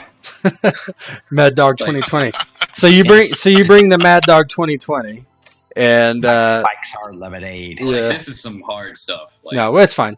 So you bring some actual liquor, and he's just kind of looks at it, and he's like, yeah, I don't. He's like, my head hurts already. He's like, let's just go back here. And he basically refuses the booze at this point. Could I, like, coerce him into it? Or you can try to persuade him. Yeah, you can try to persuade him. And she like, puts up a fit, like, as they get to the back door, and she's oh, come on. And, like... Pouty lips. Yeah. Duck lips. You duck lick them. It would be convince. Oh, yes. All right, so he's like, okay, fine, and he takes a swig of it, and he's just like goes, oh, and he's like, it burns as it goes down, obviously, and he rubs his face, and he's like, okay, he's like, all right, let's go in the back. So his perception's a little dulled. Yeah, his awareness would be better. Might trail him a little bit. Can I like leave my shoe in the doorway as it closes? Try roll agility. Nice job, Cinderella. That way, like to stop it from closing. Yeah, as like a I know what you're doing. Yeah, so, some sort of agility test would be fine. Ooh, God. Yeah, you like lose your shoe that if I can. How? What would fate point allow me to do? Destiny point. You could roll another die, and then you would have one bonus die. So you essentially re-roll it. So you could spend a destiny point to do it. Yeah, I'll do that. That's much better. That makes it a 11. No, you don't add them together because it's a bonus. So it's actually the 7 is the. Wait, hold on. I'm sorry. No, you would be 11. It'd be 11. You replace a die, I thought, with a bonus die, whichever one's. Oh, you're right. Yes, I'm sorry. Yeah. Mm-hmm. For some reason, I thought you were rolling one die. I don't know why. Yes, that's that would be a 9, plus 2. So yeah, 11. And so you spend your destiny point and you kind of kick off your shoe and you miss it, and then you're able to like kind of nudge it again. And just as the door shuts, and it just kind of like the click of the door doesn't happen as the toe of the shoe gets in the way, and the guy just like kind of walks into the hallway, not knowing any different. And then there, inside, what it looks like is there's this kind of a short hallway, and then it's like really cold back there, and it's very stark and kind of it almost seems wet. And there's a small stair that goes down, and you can see flickering torches in the distance. Yeah, I think she like, as she leads him and she like pulls him towards her, and then she kisses his cheek, and then like tries to tear away from him and cut down the stairs like playfully. He's like, "Be quiet," and he like kind of like lumbers after you. This is totally how it would happen if you're chasing after some young chick. Except it's Game of Thrones, so she would slip on the stairs and fall on a spear and die. God. Yeah, no. Sir Patric, we probably come out of our reverie and slip through that door, try to stick to the shadows and trail them. Do you pull the shoe out of the door, obviously? Probably should. Okay. I stick it in my back pocket. Says you might do this later if we have to run. So you guys follow after and shut the door behind you. And down in the room, you notice that there is this. It's a fairly sizable circular room, and there are these large crates all around the room, and they are all numbered. Nyra can't read, but she is able to realize they are numbers. She's not exactly sure which one's 1 and which one's 20, but she knows they are numbers. Yeah, I think she's more or less kind of keeping this guy's attention, and like maybe she's done like the thing where she's like around one edge of the box, and she's like and he's on the other side, and he's trying to grab her, and she's just like trying to dance around and play with him. So all of a sudden he's like kind of chasing her, and all of a sudden he just like goes and just pukes all over the floor. And just I think at that time she just picks up whatever inanimate object she can and just like smacks him over the head with it. Okay. So he makes a terrible retch. So much for Malcom's suggestion. What was that? Oh, yeah. Well, no, if he throws up, he's passed out. Like, he doesn't know. Could I do this without him noticing? Or attempt to? Well, he doubles over and you can hit him in the head. Yeah. So, like, basically as he goes over and I'm like, oh, are you okay? And then, like, from behind, and then, like, I smack him over the head. Like, there's, like, a heavy, blunt object that goes... Okay, so you smack him over the head, and he kind of goes down and then hits his head on the ground and, like, rolls over with a groan. And, like, he's holding his head like this. He's not actually unconscious. Combat action where you can knock somebody out. There actually is. Yeah, you can go ahead and roll that. So you're going to be doing improvised weapon. So you're going to just be rolling fighting. You need some bonuses because he's bent over vomiting already. When you vomit, that's a vagal response that will lower your heart rate and stuff. You're more prone to pass out. You're vomiting. I'm telling you. I wouldn't argue with the medical person here. I'm not arguing with him. A professional opinion to me. Yeah. Let me look at what the knockout action is, Jason, before I do that. Yeah, I'm looking it up too. Let's see. I think it's.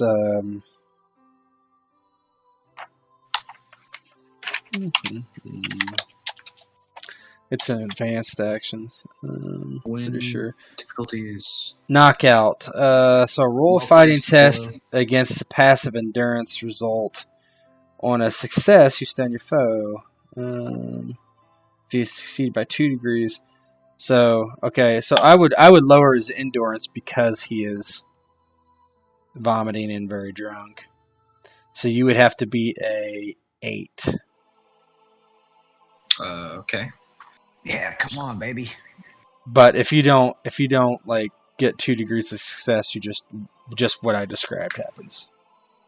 Yeah. So you just hit him in the back of the head, and he stumbles to the ground and like grabs his head, and he's like, he's stunned. He's definitely stunned. He falls to the ground and grabs his head, and he's like, oh. He's like, what just happened? He's and like it's just like, oh no, a box fell on your head. Here, let me get it up, and then he does it again. okay. So she ruthlessly bangs his head into the ground again, and his eyes kind of roll back in his head, and he just kind of like lays there, passed out. I'm sorry, Malcolm. I'm sorry, Rob. I know you wanted this to go peacefully, but it happens. So as you bludgeon him several more times, Patric and Malcom walk in, and I don't mean to kill him. I mean to like make him not be awake. yeah, he's probably not dead. He's just knocked out. But getting your head slammed on the ground a couple times, you never know, right? But so he's completely unconscious.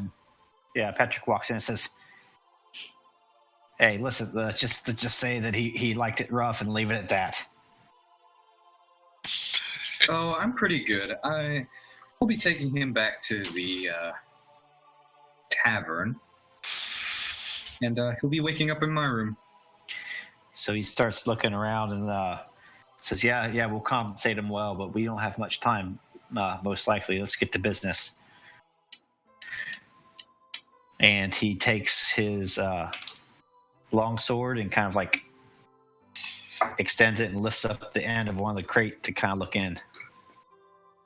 So you kind of pry open a crate, and the torchlight is bright enough where you are to see that inside there is a pile of bones and skull, and yeah, just looks like bones to you. Is there like a register somewhere, or you don't see anything? The only thing in this room has got a table in the middle with basically looks like nails and a hammer. There's not even a slab. I mean, it's just like a wooden table, and then all around the outside of the room are just crates, essentially, with bones in them. Do they have numbers on them, right? They do have numbers on them, but there is nothing to... There's no books or anything.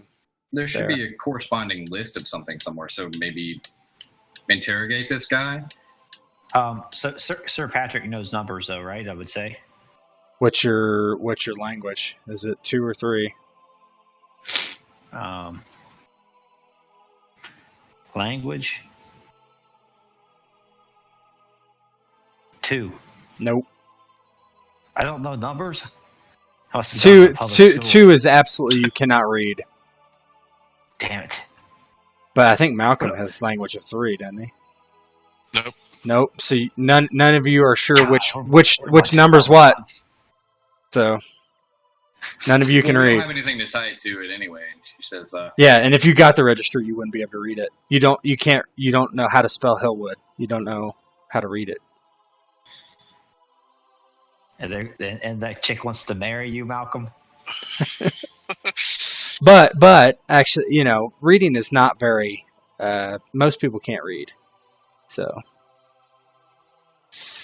But as you guys... So you guys, you're like looking around, and you made quite a bit of noise. And so all of a sudden, you hear footsteps coming down the hallway, and there's no other exit to the room.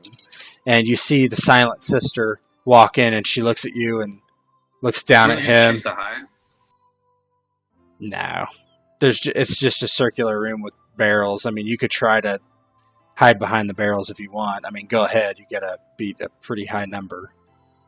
So do a stealth. You know, it's not going to matter. There's some guy with his brains beat out on the floor. I didn't mean to end the game too soon, but I mean.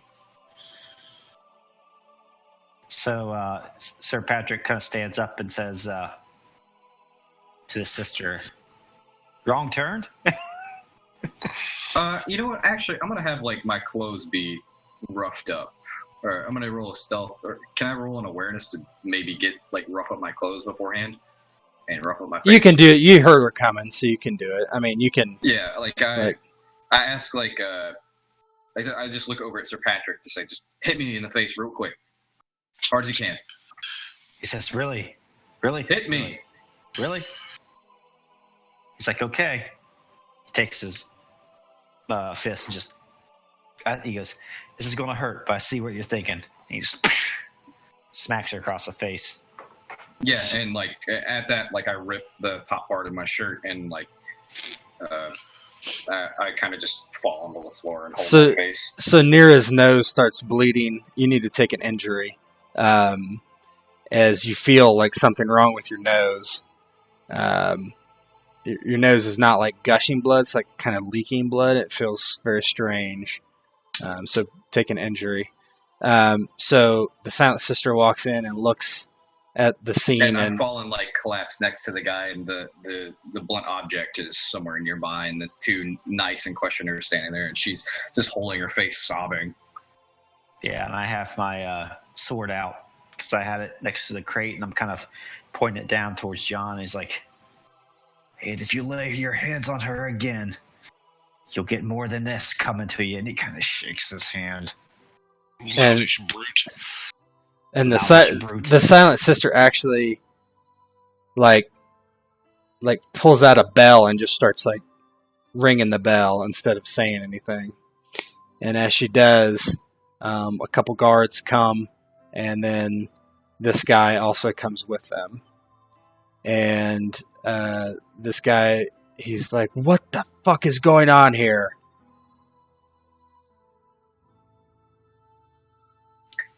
Yeah, and Nyra's just like holding her face and crying, trying to play up the fact that everything hurts. And he's just like puts his hands up. And Sir Patric says, "Me and my mate here went in the sept praying when we heard a commotion down below. Being the right thing to do, we're in the sept and all. We rushed to this maiden's aid. We found their bodies prostrate and about to fornicate." And No. Nyra's just like wide-eyed, like, what? No. It's like, he was a cossack. He hit me. That's what I meant to say.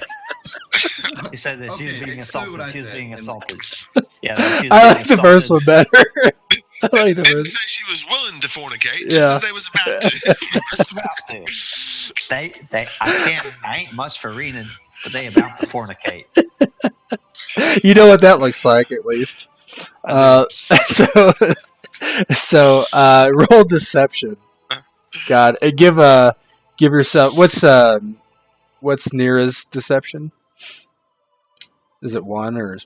Does she have to do it, or can I do it? No, you're gonna roll it. She's gonna give you the bonus. I'm just trying to figure out what the bonus is gonna be. Deception is 2, but all right, so I could do something. No, this is just so you can even roll deception. So you get +1 to your deception roll. So it's bluff, but yeah, nice. So the guy is just like scratches his head, and he looks and he's like, "Is that John?" He's like, "Really?" And he's like, Ruined this guy's life. yeah, he's like, "Get this fucker out of here!" And like the two guards like come and scoop John up and like drag him out, and he was a good guy. Like, John's doing the walk of shame and shit. yeah, and the guy that standing there, he's like, "Fine, get out of here. This is restricted area." Anyway, he's like, "Back to the sept, or get out." Do we recognize this guy from before? Yeah, he was the guy who saw you earlier. And actually, hold on.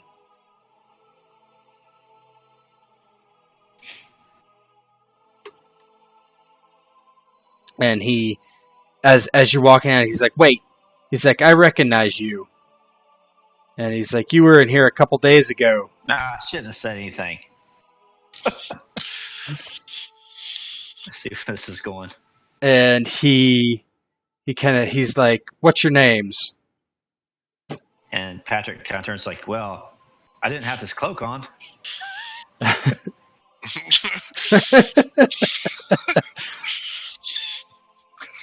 He's like, "What's your names?"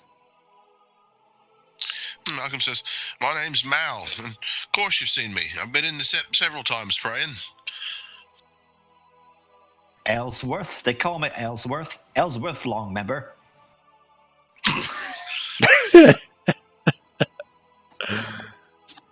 And he's like, "I remember the girl most of all." And he like walks over to Nyra and kind of like pulls her up and looks at her face, and he's like, "You look less pretty than last time." I think there's like a moment where like she just cries, like the first her face is swelling. Did the silent sister and the guards take John out yet? Yeah, the guards took John. So we're just alone with this guy now? There's the silent sister's there too, but she's just like standing prostrate, next to him, and he looks and he's like, "You should leave." What do we say? We ask him what these crates are for. We know they're here now. We know exactly where they keep them. We know exactly where they keep them. So, yeah. The question is, how are you going to know what crate to get? You all are illiterate.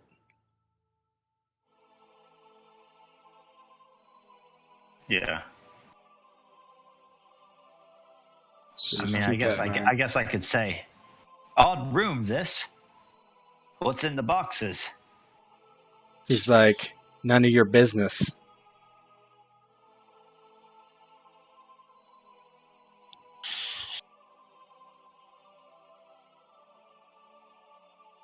I think Nyra just kind of like pushes herself up off the wall and just holds her face and just shakes her head.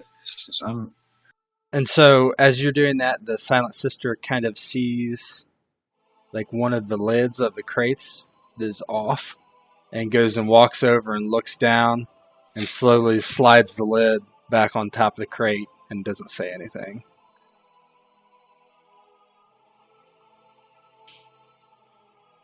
Malcolm feigns disinterest in that. Yeah, we're just common folk here. Nothing to see. Yeah, Okay. I think we're on our way then. I mean, Yeah, he told you to leave. I'm gonna go seek someone who can heal my face. Just a raw injury to my face. So you guys taking off from the sept? Yeah, I don't see any other options right now. I guess we could. Yeah. One of us needs to learn how to read. Yeah, right. Maybe we could do that. Nah, you can't. You don't have any XP to spend. Not just learn. You can't learn yourself. I mean, you could. We could hire somebody to read something for us if we. You could do that. Object. Yeah, you could do that. Yeah. I guess we're gonna spend more time learning or getting this place big enough, and maybe possibly attracting Roland to the festivities, and then possibly either getting him drunk or acquiring the information out of him beforehand. Maybe this is where we talk to him, because none of us can read, so we're running into a bit of a problem. Mm-hmm.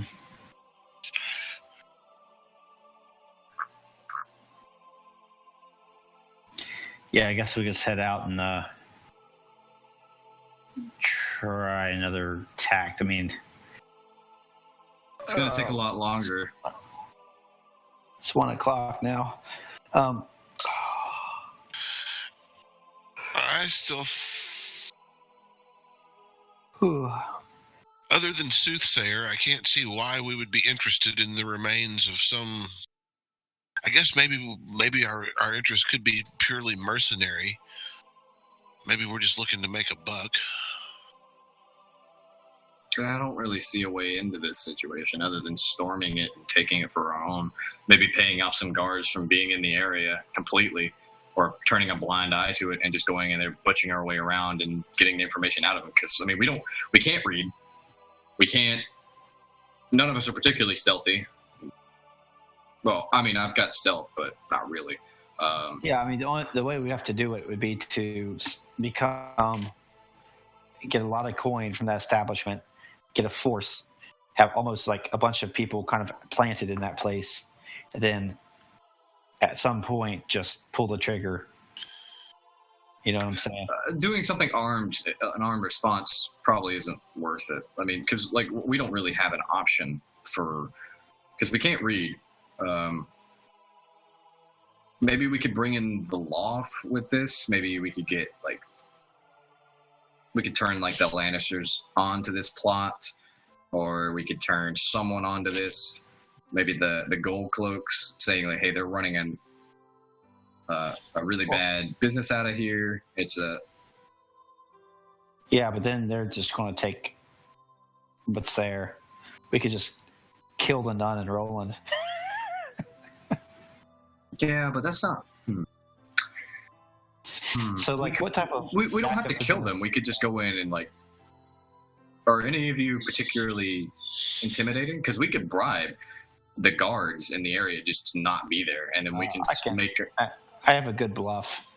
I mean, bluff my way out of stuff, but... I think it's cohesion. So, on the way in, I mean, is this place... Are there other guards there now besides John? Is this place secure? Like, what well, I mean, when you were told to leave and when you did leave, there are no guards there anymore. They took John, and you don't know where they took him, but he's not in the set. There's no guards in the sept anymore. I mean, especially down. Do you exit and then close the door back? Oh, we're still in the room, aren't we? Yeah, I mean, you said you left, but that's fine. So, no, right now you're in the big circular room, and it's you three and the Silent Sister and Roland. But realize there's more crates than you could carry, even if you wanted to. You could mix the bones up, maybe, and carry them in a couple crates, but... Yeah, I should have asked Nyra. You know, she said she could recognize the bones if she saw them. But in front of these people, I can't really say that. I'm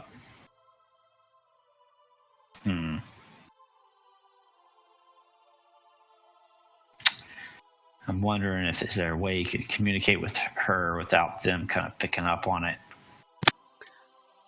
You could do like a cunning. I'd give you a cunning roll to do it somehow.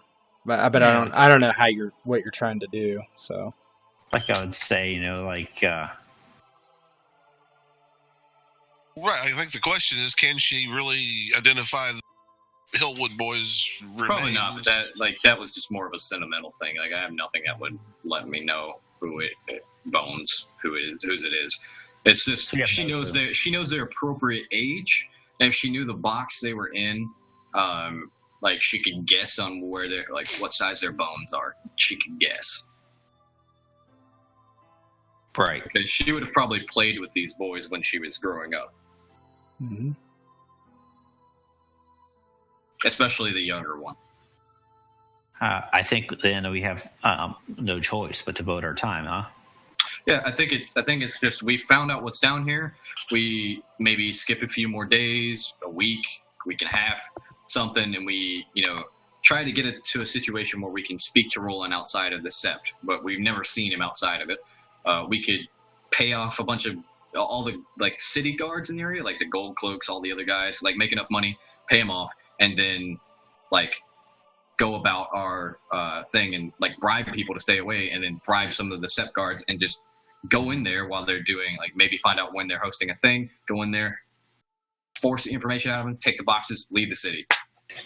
Will we be able to kind of do that and kind of combine that into a couple different roles, Jason? Tell me the plan. Oh, God. Sorry. We basically leave, and we use our resources to continue to make the establishment more and more attractive. Hopefully Roland will show up. At the same time, we're kind of establishing ourselves with the gold cloaks and all the security in the area, and kind of using the money to gain their loyalty, seeing what money and influence because of you know, the notoriety from being in the tavern and making it very large and a place to the popular place to go, and good entertainer, a couple persuasive guys who could handle themselves, who also seem to be wealthy at this point. So sure, yeah, we can do that. Why don't you guys just roll on that, Rob? Works for me. And then we can, like, as we're to add on to that, like, we pay off gold cloaks, we pay off other guards, we pay off the guards at Sept, because that's because to us, the only thing we have available to us is money, like time and resources, and being capable fighters, all three of us. But we can't read, so we can't rely on that. So what we should do is, like, intimidate Roland and get what we want out of him, and then just leave. Well, there's a catch there, because we can't let him know exactly what it is that we want.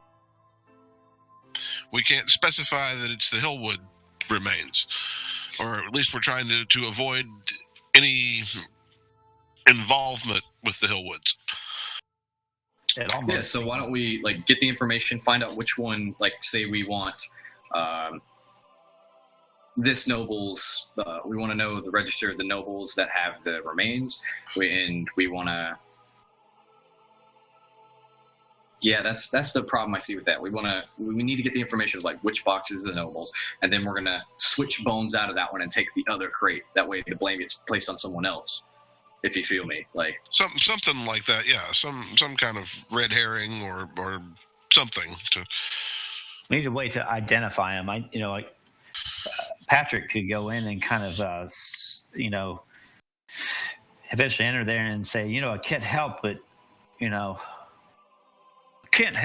but notice what you had down there, and try to make myself into a buyer and see, if he can show me the wares, and see if Roland identifies them, so I know which one. Yeah, so I think it's like a massive amount of things that we want to do, but we kind of want to generalize it just to speed it up, if that's possible. That's fine. We can also split the session into two. That's also fine. But if you guys are fine with that course of action, then yeah, I think what we need to set up to do is, like, we find out which bones the Hillwoods are in, we swap them out with another person's, we purchase the other person's, and we go about our way.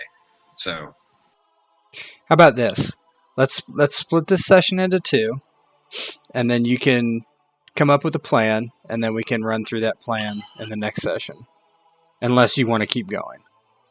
That's up to these two. I'm fine. I don't have anything to do. It's December. Like, I'm just kind of sitting around with twiddling my thumbs. Yeah, I can't really go too much longer. I mean, I just don't see it ending within like a half hour if we keep, you know what I'm saying? No, I mean, I could see it ending in a half hour, but not well. Or actually, it could end well if we could, like, get good rolls and stuff like that. And I don't know if I would want to, unless Tet, you would like to stay on this plot point for a while, like this actual situation. But I mean, it wasn't meant to, but that I don't care.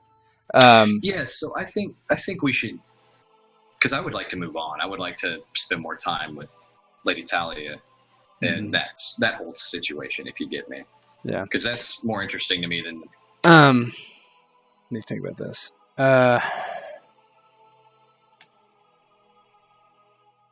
don't know. Rob, do you have an input? I'm good either way. Yeah, really, I can go either way. Well, let's continue for a few minutes here. So you go back to the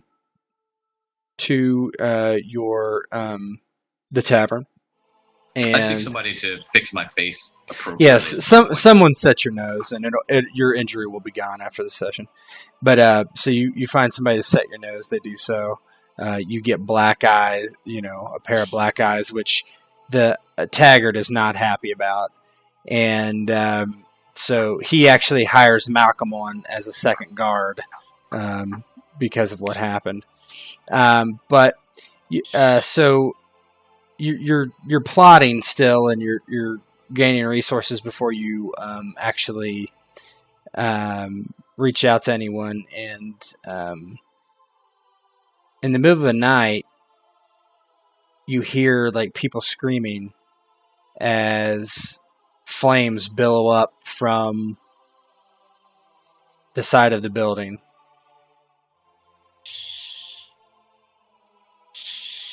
Yeah, it's time to run out and get out of the burning building. Yeah, Patric kind of wakes up and looks about, gathers his belongings. If there's any hope, run out and try and fight the fire. Yeah, but here's a little dainty thing. Can you guys each roll awareness notice?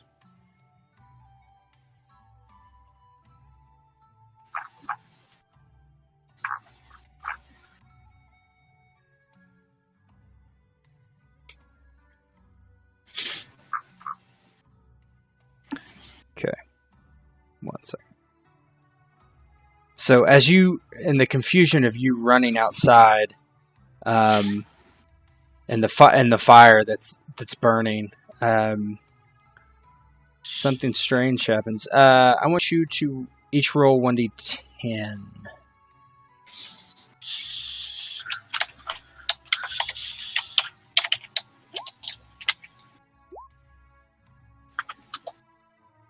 Boom.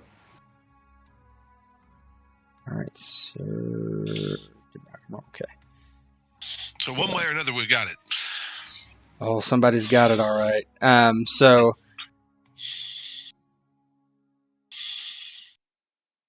all right. So let me look at something. Sir Patric rolled the highest, so that's bad for him.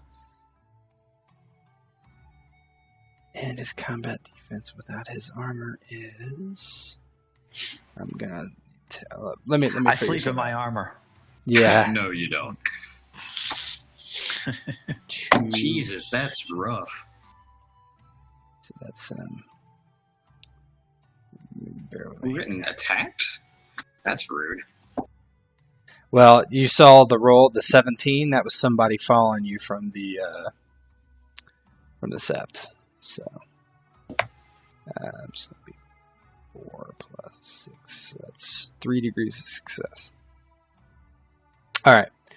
So as Patric, he's kind of looking around trying to figure out what's going on, and all of a sudden he feels this incredibly sharp pain in his lower back, and like looking around, he like looks, and he's surprised to see a woman standing next to him, and he doesn't know who it is at first, and then realizes that it's actually the Silent Sister, and she like digs something into his back, and he like kind of collapses forward, and she's like, I would suggest staying away from the sept from now on.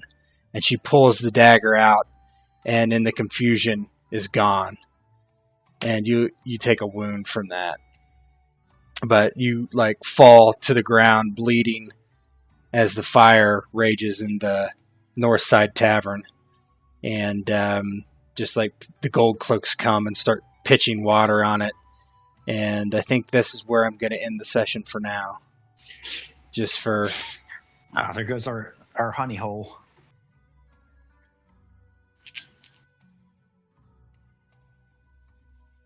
I think the next session with this will be very short, but